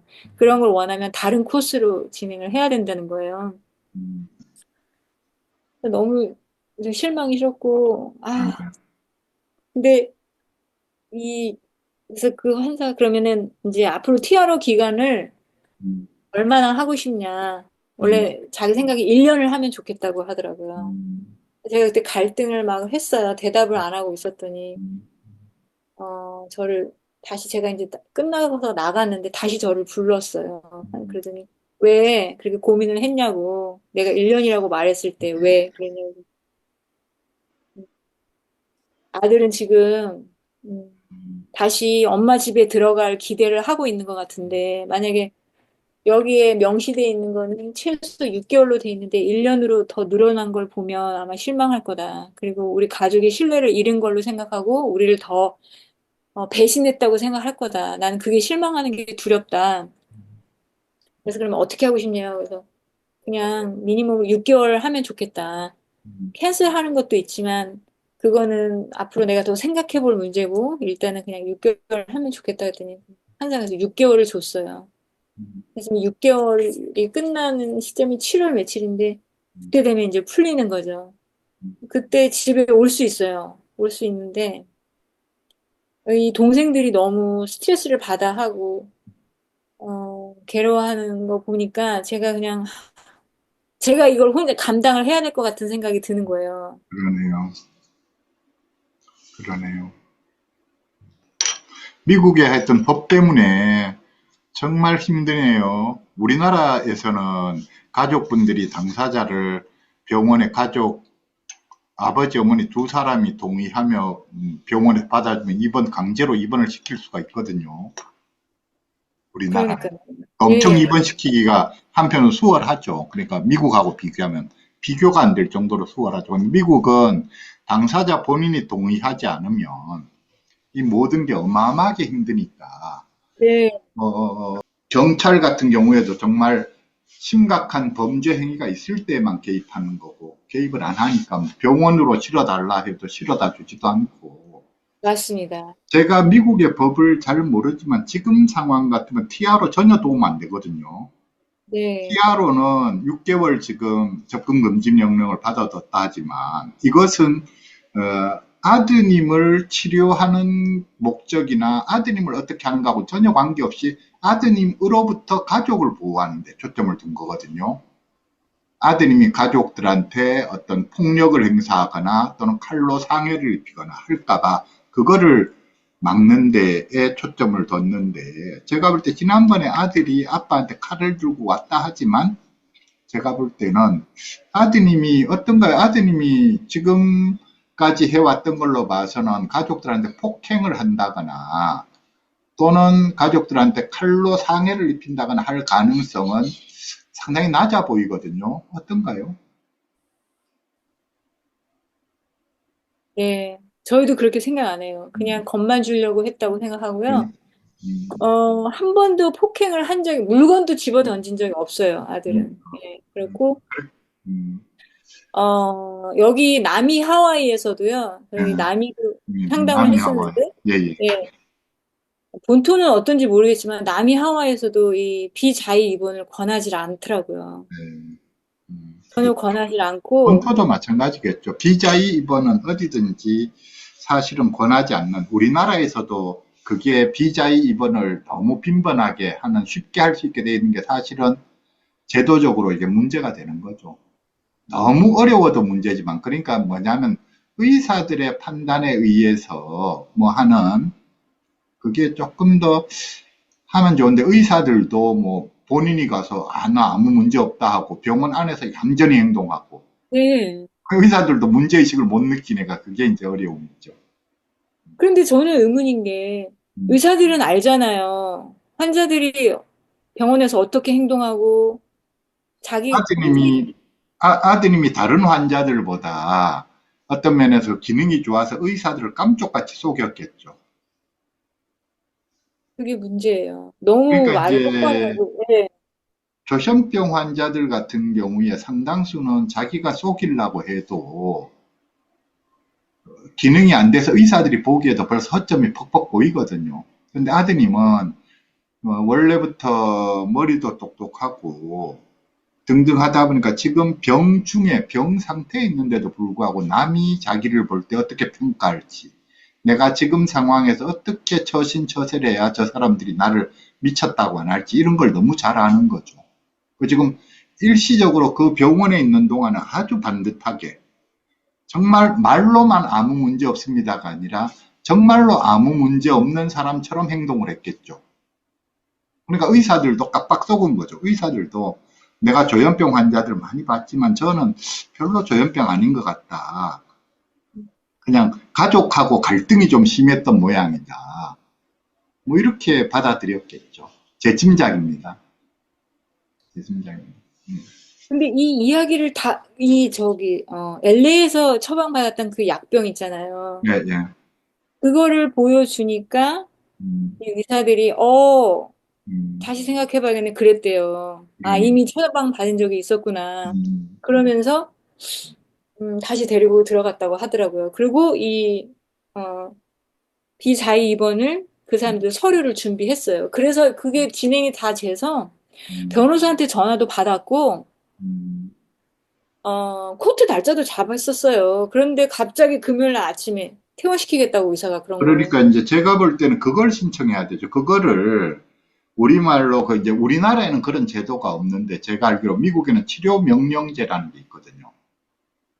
치료 명령제. 법원의 판사의 판결에 네. 판사가 너 지금부터 시작해서 치료 받아야지 돼. 병원에 얼마 만에 한 번씩 가야 돼. 약 복용해야 돼. 그럼 약 복용 안 하고 못 배겨. 왜냐하면 약물 이거 혈액 검사거든요. 혈액 아, 검사에서 일정한 수치가 유지가 돼야 돼요. 안 되면 약 안 먹었지 이렇게 되는 거예요. 지금 아드님 같은 경우에는 치료를 시작할 수 있는 기회를 못 잡고 있잖아요. 이미 문제는 이야기 이렇게 들어보면은 이미 문제가 시작된 게 벌써 2021년도부터니까 22년, 23년, 24년 하면은 벌써 3년이 넘어섰잖아요. 그런데 치료가 시작이 안 되고 있는데 그 사이에 그 기간 동안에 어머님 이야기 쭉 들어보면 어머님도 참 별의별 일을 다 겪으신 거거든요. 정말로 어머님도 한 번 놀라고 두 번 놀라고 세 번 놀라고 그래서 나름대로 제 영상도 이제 그때부터 중간부터 시작해서 찾아보고 막 이리저리 공부하고 무슨 방법이 없나 해서 여기저기도 다녀보고 별의별 어머니께서 할 수 있는 별의별 방법을 다 동원했는데도 지금 해결이 안 되잖아요. 해결이 안 되는데 예, 제가 볼 때는 두 가지예요. 그러니까 하나는 치료명령제를 활용하십시오. 법원의 판결에 의해서 이거 병원에서 법원에 요청해서 법원의 판사가 판결을 해서 그때부터 강제로 이제 외래 치료 명령제를 하거든요. 꼭 입원을 안 하더라도 외래 치료 명령제 하는 거는 정기적으로 병원을 뭐 얼마 만에 한 번씩인지 모르지만 매주 한 번이든 2주에 한 번이든 얼마 만이든 한 번씩 가서 병원 진료를 받아야 되고 약을 처방받아서 먹어야 돼요. 그거 치료 명령제 받으면 지가 꼼짝 말아요. 무조건 먹어야 돼요. 그리고 심리 상담도 받으러 가라. 라고 딱 판결 내리면 일정 기간에 뭐 매주 가라 하든지 어떻게 될지 모르지만 심리 상담도 받으러 다녀야 돼요. 그래서 오히려 우리나라에는 그런 제도가 없어서 그게 또 불편하죠. 법원에서 그런 판결을 좀 내려주면 좋겠는데 우리나라에서는 병원에 강제로 입원시키는 거는 미국하고 비교하면 엄청 수월하거든요. 근데 병원에 입원했다 퇴원하고 나서 지가 약 안 먹겠다고 딱 버틸 때 약 먹일 방법이 없는 거예요. 근데 미국은 그 외래 치료 명령제라고 하는 게 있기 때문에 퇴원해서 밖에 있어도, 그러니까 병원에 입원을 안 해도 밖에 있어도 약을 먹어야 되는 거예요. 심리 상담도 받아야 되고. 그러니까 그거는 우리보다 훨씬 더 수월하죠. 그래서 제가 말씀드린 게 첫 번째로는 그 외래 치료 명령제를 활용하십시오. 이거를 활용하려고 하면 의사를 설득을 일단 잘해야 되죠.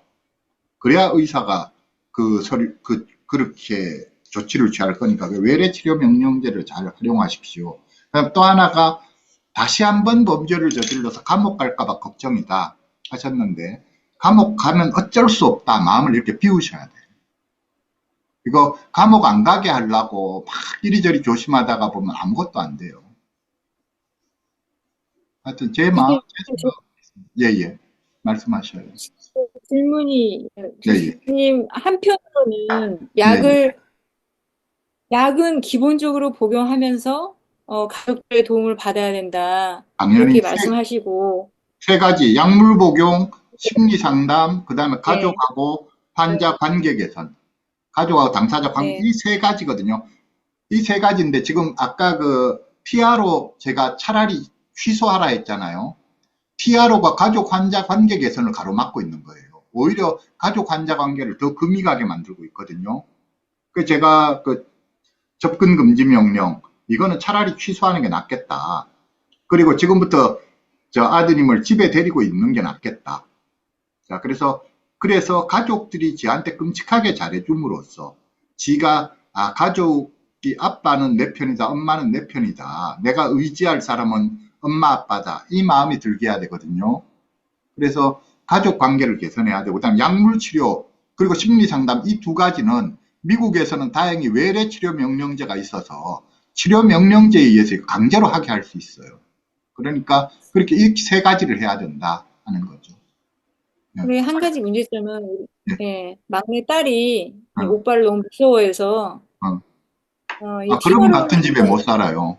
예, 너무 음, 안심하더라고요. 오빠가 어, 나가게 되니까. 오케이. 그러면 이거는, TRO를 뭐 안 풀어도 되고, 대신에 이제 6개월이면 6개월 뒤를 이제 염두에 두셔야죠. 그 6개월 안에는 두 동생이 부지런히 다니면서 수고를 해줘야 되고, 그 다음에 6개월이 지났을 때 같이 살든지 또는 그동안에 아파트를 얻어줄 거잖아요. 그럼 그 아파트에 6개월 이후에도 계속 살게 하면서 부모님이 그 아파트에 드나들면서 아드님을 챙겨주든지, 그리고 동생도 막 불안해하고 하는 이 동생도 그 마음을 잘 달래줘야죠. 그래서 그래야지 되죠. 그래서 지금 어차피 6개월 그렇다면 판결을 받아서 아파트를 얻어줄 거라 한다면은 그 아파트를 이후에도 계속 유지한다. 거기에 살게 하고 대신에 6개월 이후부터는 부모님이 부지런히 그 아파트에 드나든다.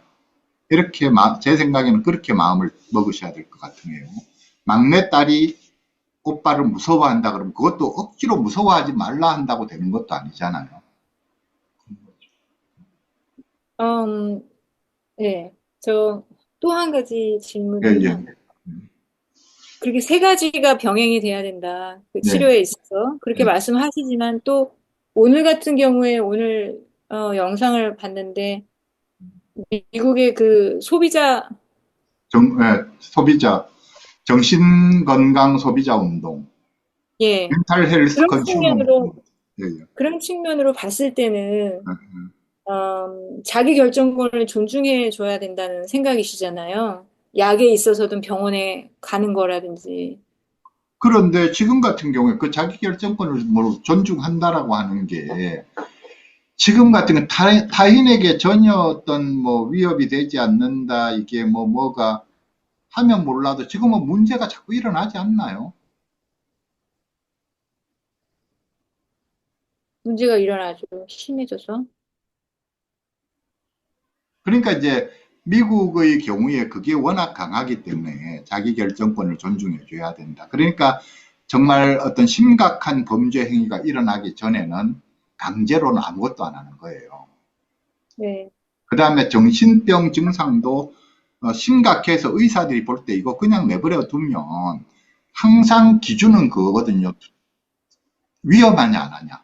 자해의 위험인 자기 자신이 스스로 자기를 해칠 가능성, 자살을 한다든지 심각한 신체 손상, 자기 자신에게 자해를 한다든지 이 가능성, 자살이나 자해, 그 다음에 타인에 대해서 심각한 신체적 손상을 가한다거나 칼로 다른 사람을 찌른다거나 또는 두드려 팬다거나 또는 타인의 재물을 때려 부순다거나 아무튼 이렇게 그래서 자해나 타해의 위험이 있을 때 이게 기준이거든요. 이런 것이 우리가 법원에서도 그 뭐죠? 아까 이야기했던 외래치료 명령제, 치료 명령을 할 때 강제적으로 치료 명령을 할 때는 자해나 타해의 위험이 있다라고 판단이 될 때 그렇게 하는 것이고 의사들도 마찬가지로 병원에 두고 이런 거를 신청할 때도 자해나 타해의 위험성이 있다 할 때 그거를 신청하는 거거든요. 그러니까 그거 의사들한테도 요청하고 하려고 하게 되면 병원의 판사 앞에서도 그렇고 그런 거를 강조해야 되죠. 가방 속에 늘 칼을 넣고 다닌다.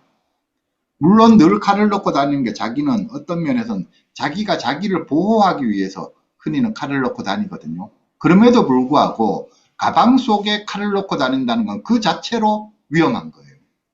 그 자체로. 그래서 제가 미국에 있는 다른 분 상담할 때 보니까 아들이 가방 속에 칼을 넣고 다녀서 그걸 경찰에 신고해 가지고 뭘 어떻게 하고 등등 했다는 그런 스토리 같은 걸 제가 전에 상담으로 들었었던 적이 있거든요. 그러니까 지난번에 아드님을 그러니까 경찰은 이제 그런 거를 보고서 경찰이 조치를 취했던 거는 가족이 위험하니까 이제 접근 금지 명령을 신청하게 해야 되겠다라고 했는데 그때 당시에 이런 외래 치료 명령제를 적극적으로 활용하십시오라고 만약에 부모님께서 경찰로부터 어드바이스를 받았다든지 하면 그걸 어떻게 활용할 수 있나요? 요렇게 해가지고 그런 절차를 자세히 알아서 그때 그거를 그러니까 그 핑계거리로 건수로 잡아서 의사들한테도 그 점을 적극 부각했었어야 됐죠. 가방에 칼 넣어 다닌다 이런 것들을 다 알죠. 다 닥터들도 다 알아요. 알고 있을 네, 때. 네, 네. 그래서 이걸 했는데 그냥 퇴원시킨 거예요. 그러니까. 근데 사치자가 약 미국에서는 바르고, 법에 방법이 없어요. 제가 알기로 네, 미국에서는 법에서 본인이 나가겠다 하면 그거를 네. 못 나가게 의사들이 막을 수 있는 아무 권리가 없어요. 그거를 오직 그 권리를 가진 사람은 판사밖에 없어요. 그래서 판결을 청해야 되는 거예요.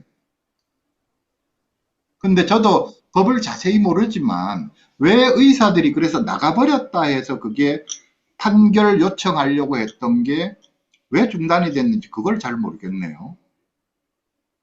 미국의 법을 제가 잘 모르겠어서 그게 지가 마음대로 나가버렸다 하더라도 판사한테 의사들이 판결 요청을 해야 되는 거 아닌가 모르겠네요. 어떤가요? 아니, 의사들이 신청을 했는데 의사들이 퇴원을 시켜줬으니까 이제 의미가 없는 거죠. 그러면 더 이상 아무것도 못 하는가요? 거기에서는 의사들 입장에서 네. 그냥 기각이 된 거죠. 그 신청이. 신청 자체가 기각이 됐다. 그러면 음, 어쩔 수 없이 지금 봐서는 본인을 다시 어떻게든 본인을 구슬려서 본인 발로 병원을 가게 해야 되네요. 네. 그 아니면 예약 날짜도 잡혀 있었어요. 그런데 어, 다 안 갔죠. 본인이. 아니 둘 중에 하나네요. 자기 발로 병원을 가든지 동생들이 살살 달래든지 해서 지난번처럼 자기 발로 병원을 가든지 아니면 어떤 심각한 범죄 행위가 일어나서 교도소에 가서 그때부터 치료가 시작되든지 지금 봐도 둘 중에 하나네요. 딴 방법은 없잖아요. 동생들이 이렇게 좋게 얘기를 했어요. 엄마, 형을 도와주기 위해서 뭐 이렇게 아파트 얻어주고, 형 음, 직장도 구하고, 음, 그러면서 병원에 갈 수 있게 도와줄 테니 우리 같이 팀으로 일을 해야 된다. 이렇게 음, 말했는데, 음, 그런 좋은 말들도 다 협박이라고 음, 그렇게 생각을 하더라고요. 음, 너네가 나를 협박한다. 음. 저 방법은 없나요? 아까 그 네. TRO를 풀고 대신에 아들을 집에는 못 오게 할 수 있는 방법은 없나요? 제가 볼 아, 아들, 때 지금 상황에서는 어머님이 나서셔야 아드님을 설득할 수 있지. 동생들 힘만으로 아드님 설득이 역부족일 거요. 그래도 지를 움직이는데 제일 강력한 사람은 엄마일 것 같거든요. 그러니까 그런데 엄마가 지금 지한테 문자도 못 보낸다, 지하고 만날 수도 없다. 이게 대단히 그러니까 치료를 시작하기에 불리한 상황이라는 거죠. 글쎄요. 제 말도 안 들을 것 같아요, 저는. 말을 안 듣지만 가서 그냥 울고불고 막 해야지 되죠. 매일처럼 찾아가든지 해야 되죠. 그래서 오히려 저쪽에서 엄마 오지 말라고 TRO를 신청하도록 만들어야 되죠.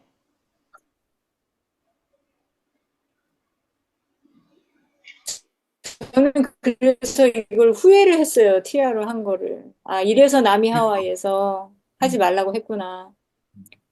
음, 어찌됐거나 뭐 외래 치료 명령제를 받든 안 받든 간에 어쩔 수 없잖아요. 두 길 중에 한 길밖에 없잖아요. 하나는 지발로 병원에 가서 스스로 지발로 병원에 가면 그 다음에 스스로 약을 먹겠다고 약속하고 약을 먹든지 아니면 외래 치료 명령제를 이용해서 약을 먹게 하든지. 근데 이거는 반드시 위험한 어떤 상황이 벌어져야 이게 판사가 판결해 준단 말이에요. 하나는 스스로 지발로 병원에 걸어가서 약을 먹든지 아니면 또 하나는 다음번에 범죄 행위가 뭔가 범죄 행위가 있어서 교도소에 가든지 해야만 치료가 시작된다는 거고 그렇지 않으면 지금처럼 뭐 병이 낫든 안 낫든 관계없이 이대로 쭉 가서 어머님 걱정하시듯이 뭐 노숙자로 전락하든 뭐라든지 간에 이대로 그냥 쭉 자기 삶을 살든지 이렇게 되는 거잖아요. 그 어머님께서 세월을 더 기다릴 수는 있죠. 지가 지발로 엄마를 찾아올 때까지 기다릴 수는 있는데 제가 볼 때는 TRO 자체가 왜냐하면 동생이 막내 여동생이 오빠를 겁내기는 하지만 그렇다고 오빠가 집에 와서 집에 들어오지 마라 하는 데까지 막 문 부수고 들어오거나 그러지는 않을 거잖아요. 집에 들어오지 마라 하는데 막 들어오면 그때 경찰에 신고하면 되는 거 아닌가요? TRO가 없더라도. 티아로가 없더라도 신고한다. TRO가 없더라도 그때, 부모 자식 간이지만 미국은 부모가 자식한테 집에 오지 마라 하면 집에 못 들어오는 거 아니에요? 들어올 수 있는 아무 권리가 없지 않나요? 아, 그렇죠. 경찰에 신고하면 그렇게 되겠죠. 그러니까 경찰에 신고하면 되죠. 그러니까 딸한테는, 막내딸한테는 그렇게 안심을 시켜야 되죠. 오빠가. 그렇게 안심을 시켜야 되죠. 그래서 제가 볼 때는 막내딸 때문에 지금 TRO를 못 푼다 하는데 지금 상황이면 TRO를 풀고 어머니께서 아드님한테 더 적극적으로 아드님을 찾아가야 되는 게 아닐까? 안 만나면 집 앞에서 하루 종일이라도 기다려야 되는 게 아닐까? 어머님께서 공을 들여야지 동생들의 힘으로 역부족인 것 같다. 아니면 어머님께서 그만한 공을 들일 수 있는 상황이 안 된다든지 그런 에너지가 없다든지 하게 되면 어쩔 수 없다. 지가 지발로 스스로 치료를 시작할 때까지는 그냥 기다리자. 뭐 여기에서 아드님의 성향으로 봐서는 폭행이나 폭력이나 이런 쪽의 사건은 일어날 것 같지 않고 그냥 좀도둑 플러스 성폭, 성추행 이런 사건들 내지는 플러스 노숙자로 전락하는 거. 근데 노숙자로 전락하는 거는 어머님이든 동생이든 아파트 얻어주고 지 한 달에 얼마씩 생활비 대주고 하면 노숙자로는 전락 안 할 것 같고. 하여튼 그렇거든요. 그래서 치료의 시작 시점을 언제로 할 거냐가 문제인데 지가 아직 마음의 준비가 안 되어 있다면 뭐 1년이든 2년이든 인내력을 가지고 기다려준다. 그리고 그 사이에는 가족 관계 개선에만 오직 초점을 두고 주력한다. 뭐 이렇게 돼야지 되죠. 그럼 언젠가는 본인의 마음이 바뀔 수 있을까요? 평생 동안 치료 안 받고 지내는 조현병 환자들도 수두룩하죠. 병원 안 네, 가고. 그래서 네. 그게 뭐에 달렸다는 거냐면 부모 자식 관계가 어머님, 어머님하고 아드님과의 관계. 아버님은 또 뒷전이에요. 어머님께서 공에 공을 들여서 어머님하고 아드님과의 관계가 좋아지면 그래서 아드님이 생각할 때 엄마는 내 편이다. 이 세상에 엄마밖에 없다. 나한테는 엄마가 최고다.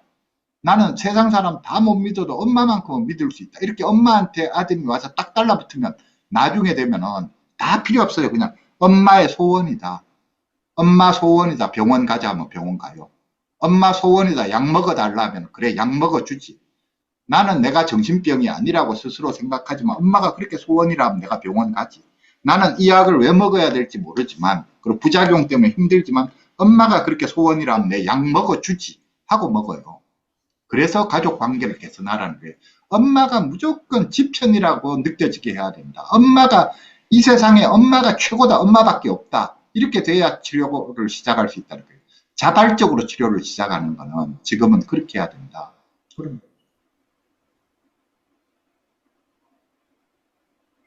그럼 크게 보면 세 길이에요. 어머님이 공에 공을 들여서 관계 개선을 해서 엄마 손을 붙잡고 그때부터 병원 치료가 시작되는 엄마가 병원 치료를 바라기 때문에 엄마가 저렇게 걱정하기 때문에 등등 요건 거 하나 또 하나는 아까부터 계속 이야기하지만 결국 범죄자가 되어서 교도소에 들어가서 거기에서도 약을 먹기 시작하는 거. 그 다음에는 계속해서 노숙자처럼 계속해서 약 안 먹고 이대로 계속 세월을 보내는 거. 그러다가 어느 날인가 스스로가 고통스럽고 괴롭기 때문에 스스로가 치료를 시작하든지 아니면 계속해서 버텨서 약 안 먹고 계속 보내는 세월이 뭐 계속 길어지든지. 크게 보면 세 길이에요. 크게 보면 세 길이고 여기에 이제 어머님께서도 선택권이 있는 거죠. 모르겠다 내 던져놓자. 지가 알아서 하겠지 하면 내 던져 놓으시면 되고 어머님께서 저렇게 하다가는 결국은 범죄자가 되지 않을까? 저렇게 하다가는 결국은 노숙자가 되지 않을까? 저렇게 하면은 결국은 아무것도 인생이 완전히 떠내려가지 않을까? 그래서 어머님께서 어떻게든 내가 적극 개입해야 되겠다. 라고 한다면 어머님께서 아드님한테 공에 공을 들이는 수밖에 없습니다.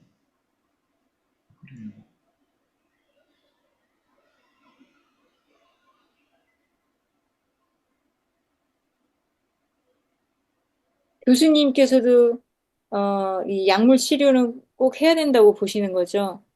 당연히 해야 되죠. 약물 치료 안 하고 나을 방법이 없어요. 심리 상담만으로 안 돼요. 약물 치료에 플러스 심리 상담해야 돼요. 근데 자기들의 권리를 주장하는 그 환자들은 뭐예요, 그러면? 아니, 약을 우리가 내가 암이라도 이렇게 생각하셔요. 암인데 암 치료해라. 나 암 치료 안 하고 나 그냥 죽을래. 그걸 대체법을 우리가 할, 강제로 암 치료 안 하면 죽는다고 병원에 데려가서 수술 받게 할 수 없잖아요. 수술 거부하는 환자들, 암 수술 거부하는 환자들이 수두룩하잖아요. 그래가지고 암 수술, 이거 수술해야 되지. 치료해야 되지. 치료 안 받으면 당신 죽습니다. 1년 안에 죽습니다 해도, 차라리 죽지 나는 내 몸에 칼 안 된다. 그러면 우리가 그 사람을 강제로 치료할 권리가 없다는 거예요. 그게 자기결정권이에요. 근데 그거는 신체 질환만 그런 것이 아니라 우리는 신체 질환은 다 철저하게 자기 결정권을 인정해 주잖아요. 죽을 병에 걸려도 자기 치료 안 받겠다면 그만이죠. 그 신체 질환만이 아니라 정신 질환도 마찬가지라는 거예요. 본인이 치료 안 받겠다고 거부할 때는 범죄를 저지르지 않는 한에는 타인에게 매우 위험한 자기 자신이나 타인에게 매우 위험한 어떤 그런 행동을 하지 않는 상황에서는 강제로는 아무것도 하면 안 된다. 그게 자기결정권이죠.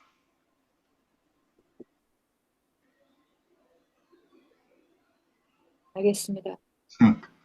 네, 그리고 예, 예. 그래, 저희 아들이 와서 좀 안정기간이 있었다고 했잖아요. 예, 예.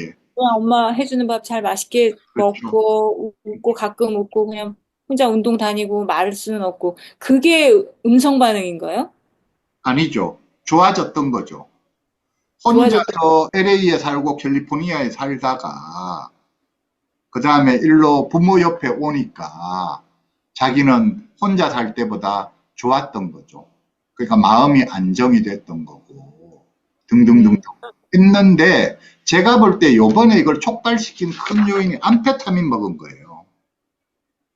암페타민을 그래서 안정적으로 잘 지냈는데 어머님이 추측하다시피 LA에 있고 할 때는 어쩌면 정신과 약을 먹었을지도 모르겠다. 무슨 주사를 맞았나?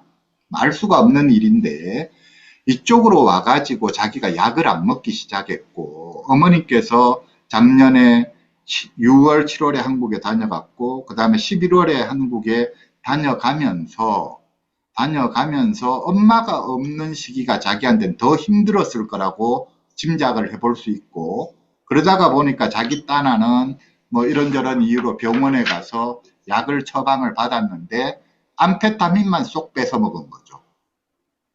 그러다 보니까 이게 더 약의 암페타민 효과에 의해서 이게 증상이 터져 나온 거예요. 제가 볼 때 스토리가 그래 된 거거든요. 그러니까 아드님 경우에 지금 그래도 희망이 있는 게 뭐냐면 이게 안정적으로 잘 지냈던 시기가 있다는 건 희망이 있다는 거예요.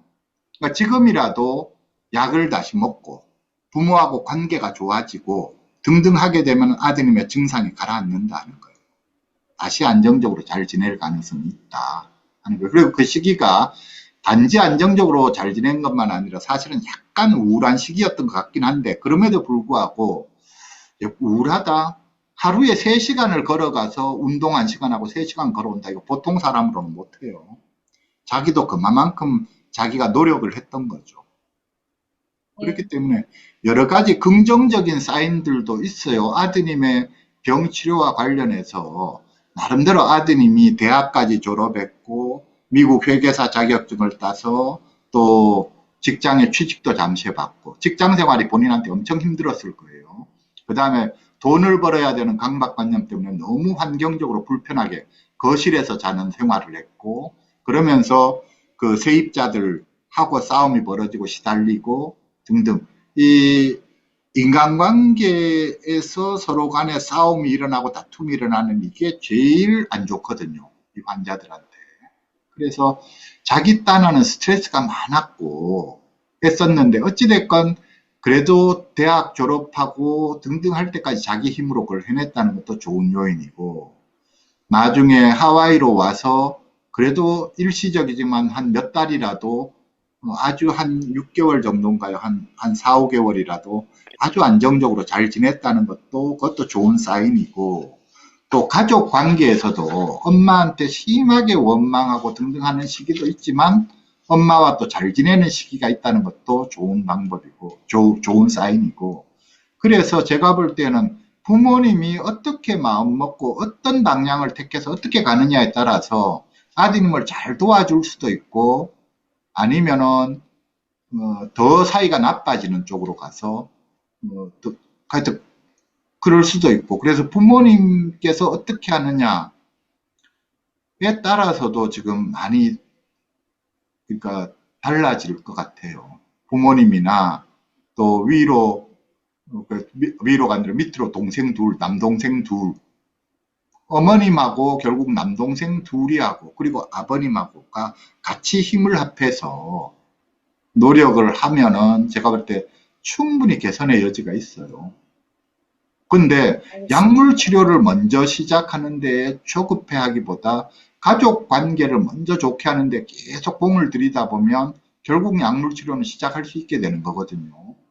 그 방향을 그렇게 잡고 갈 수도 있어요. 그래서 하여튼 잘 한번 검토를 해 보셔요. 제가 볼 때는 정확하진 않지만 진단을 이렇게 손쉽게 말하는 게 참 어렵지만 아드님은 단순히 조현병이 아니라 제가 볼 땐 스키즈 어펙티브 디스오더, 조현 정동장애로 봐야 될 것 같아요. 망상의 내용도 그런 망상들이고 자기를 대단히 위대한 인물이라고 생각하고 하는 것도 그렇고, 그러니까 아드님은 조현병도 있고 플러스해서 조증시기, 울증시기도 있고 아마도 스키즈 어펙티브 디스오더가 아닐까라고 짐작이 돼요. 근데 이거는 뭐 제가 아드님 얼굴도 안 본 상태에서 부모님 말만 듣고 이렇다 저렇다 말하는 게 매우 섣부르지만, 그러니까 어머니께서 조현병만 검색해서 보지 마시고 인터넷 검색하고 공부하실 때 조현 정동장애, 우리말로는 조현 정동장애라고 번역하고 영어로는 스키즈 어펙티브 디스오더를 검색해서 공부를 한번 해보셔요. 그래서 조울증 이야기들 나올 때 우리 애하고는 관계없는 것 같아 하고 싹 지나가지 말고 조울증 이야기도 같이 공부하셔요. 왜냐하면 스키즈 어펙티브 디스오더라고 하는 게 조현정동장애가 조현병하고 조울증, 그러니까 조현병하고 양극성 장애, 바이폴라 디스오더가 같이 있는 거를 이걸 조현정동장애, 스키즈 어펙티브 디스오더라 하거든요. 그러니까 조현병 공부도 해야 되고 조울증 공부도 해야 되고 그리고 조현정동장애 공부도 해야 되고 전 제가 볼 때 그렇게 하셔야 될 것 같아요. 그래, 이제 오늘 상담이 시간이 많이 돼서 제 생각에는 예. 이 정도로 마무리하면 어떨까 싶거든요. 너무 죄송합니다. 괜찮으실까요? 감사하고. 그럼요. 괜찮으실까요? 예. 예, 예. 그래, 오늘, 너무 길게 해서 죄송합니다. 아니요, 괜찮아요, 괜찮아요. 그건 괜찮습니다. 오늘 상담 소감이 어떠신가요? 음, 글쎄요, 저는 좀 짧게 하고 편하게 해드리려고 했는데 음, 죄송하고, 괜찮아요. 예, 예. 제가 이게 요약을 하면서 음, 이메일을 보내드리려고 요약을 하면서 제 음, 마음속으로 이런 그게, 나는 그냥 얘를 다시 음, 데려와야 되겠다. 이런 생각을 들더라고요. 그러시네요. 이미 요약하시면서 그 마음이 드셨네요. 예, 그냥, 이거를 히어로를 풀고 음, 그냥 데려와야 되는 게 아닌가. 그런 음, 생각이 들더라고요. 그러네요. 그리고 오늘 올려주신 그 유튜브 영상, 그 소비자 권리? 예, 그것도 예. 그렇고, 음, 자기결정권도 그렇고, 또 제가 본 책도 여러 개에서 환자 자신들이 너무나 당했던 그 인권 유린 같은 그런 책들을 많이 봐가지고, 정신병 환자들이. 음, 미국에서는 특히 그거를 강조를 하니까, 강조하죠. 예, 예. 예, 개인의 인권을 중요시 하니까, 그거를 존중을 해줘야 되겠구나. 그게 이제 천천히 가는 방법이지만, 예, 오히려 천천히. 더 확실하게 가는 방법이죠. 그러니까 우리가 강제로 뭘 어떻게 하고 하는 거는 지금 당장은 도움이 될 것 같지만 그게 장기적으로 봐서는 효과가 덜한 방법이고 예, 자기 자신의 의사를 존중해 주는 그 방법은 지금 당장은 성과가 안 나지만 장기적으로 봤을 때는 그게 더 효과적이고 성과가 나는 방법이죠. 참 어렵네요. 어렵죠. 그러니까 이게 선택의 문제예요. 부모님께서 예, 선택의 문제인 것 같아요. 선택의 왜냐면 이렇게 기다려주다가는 사건, 사고가 터지고, 그렇죠. 또 강제로 하려니 또 이 환자의 존중을 못 해줘서 또 미안하고, 그렇죠. 그렇죠. 이, 정말 선택의 문제네요. 선택의 문제예요. 죄송합니다. 네. 그래, 하여튼, 그래서 저하고 이렇게 상담하시기 전에 상담하면 이럴 것이다 짐작하셨던 게 있을 것 같은데, 막상 상담해 보시니까 어떤가요, 그래? 다른 분들도 많이 제가 봐가지고요. 음, 교수님이 이렇게 조언해 주실 거라고 예측이 됐었어요. 근데 그래서, 이렇게 좀 디테일한 거는 몰랐죠. 음, 예, 자세한 걸 알려주셔서 제가 적어놨습니다. 제가 이렇게 한번 예측해 주실, 의사들 만나서 음, 그러니까 이렇게 시도해 예측해 주실 거라 했던 거는, 이렇게 조언해 주실 거라고 생각했다는 거는 어떤 부분? 존중해 주라는 거예요. 존중해 주라는 거. 기다려주고 왜 꼭 그 기다려주고 말만 하진 않았잖아요. 오늘은 제가 상담하면서 처음하고 뒤하고 자꾸 왔다 갔다 했는 것 같아서 마음이 조금 찜찜했는데, 처음에는 제가 그 치료 명령제, 외래 예, 치료 명령제 같은 걸 적극적으로 활용하는 방법을 찾아봐. 네, 예, 라고도 뭐 이야기했고, 그러다가 말고 뒤에 가서 뭐 그게 아니라 강제적으로 하지 말고, 뭐 부모가 공을 들여라. 라고도 했고, 예. 뭐 등등. 그래서 뭐 이 말했다가 저 말했다가 한 것 같아서 좀 마음이 좀 찜찜했어요. 근데 이제 어머님께서 최종적으로 받아들이시기는 잘해줘라. 그쪽을 더 강하게 받아들이셨네요. 진짜 선택의 문제인 것 같아요. 제가 선택의 더 문제죠. 예, 음. 생각을 해봐야 되겠습니다. 그러셔요. 그래서 더 생각을 해보셔요. 근데 이게 이제 오늘의 제 상담이 제가 하는 상담 자체도 어머님한테 뭐 도움이 되었겠지만, 그러니까 상담을 받기 위해서 어머님께서 글을 쭉 정리하시면서 그게 어머님 스스로 도움이 좀 되셨을 것 같아요. 아까 어머님 말씀하셨다시피. 네, 네. 그리고 많이 제가 뭐 도움이 이래라 저래라 할 수 있는 성질은 아닌 것 같고, 어머님께서도 계속 이제 저하고 상담을 하시면서 본인 마음을 점검하시는 거죠. 본인 마음이 어디로 움직이는가. 점검하셨던 것 같고. 그래서 오늘 이제 이 상담 마치고 나면 나중에 제가 이 편집해서 보내드릴 거거든요. 보내드리면 그 영상 보시면서 또 어머님 마음을 점검해 보시면 되겠죠. 네, 그리고 알겠습니다. 아버님께서 오늘 들어오시겠다라고 했었는데 무슨 사정이 있어서 못 들어오신 것 같은데 아버님께서도 오늘 제가 이 영상을 올리면 같이 아버님께서 보시면 될 것 같고 이후에 혹시 아버님께서 또 따로 뭐 상담이 필요하면 아버님께서도 공개 상담 신청해 주시면 되고 네, 알겠습니다. 그렇게 어머님께서도 또 오늘 한 번 상담이 아니라 필요하다면 저한테는 공개 상담 두 번, 세 번, 네 번 얼마든지 요청해 주셔도 되거든요. 그래 필요하시다면 다음에 또 신청해 주시고 네, 그래하시면 알겠습니다. 됩니다. 제가 어떻게 되는지 경과 보고 드릴게요. 그러셔요. 이렇게, 이렇게 많은 사연을 어떻게 다 감당하십니까? 네, 하루 이틀도 아니에요. 그러게요. 예, 그래서 감사합니다. 아유, 예, 감사하고 다음에, 죄송해요. 너무 예, 많이 시간을 빼서. 아니, 네. 괜찮습니다. 예, 다음에 또 뵙겠습니다. 네.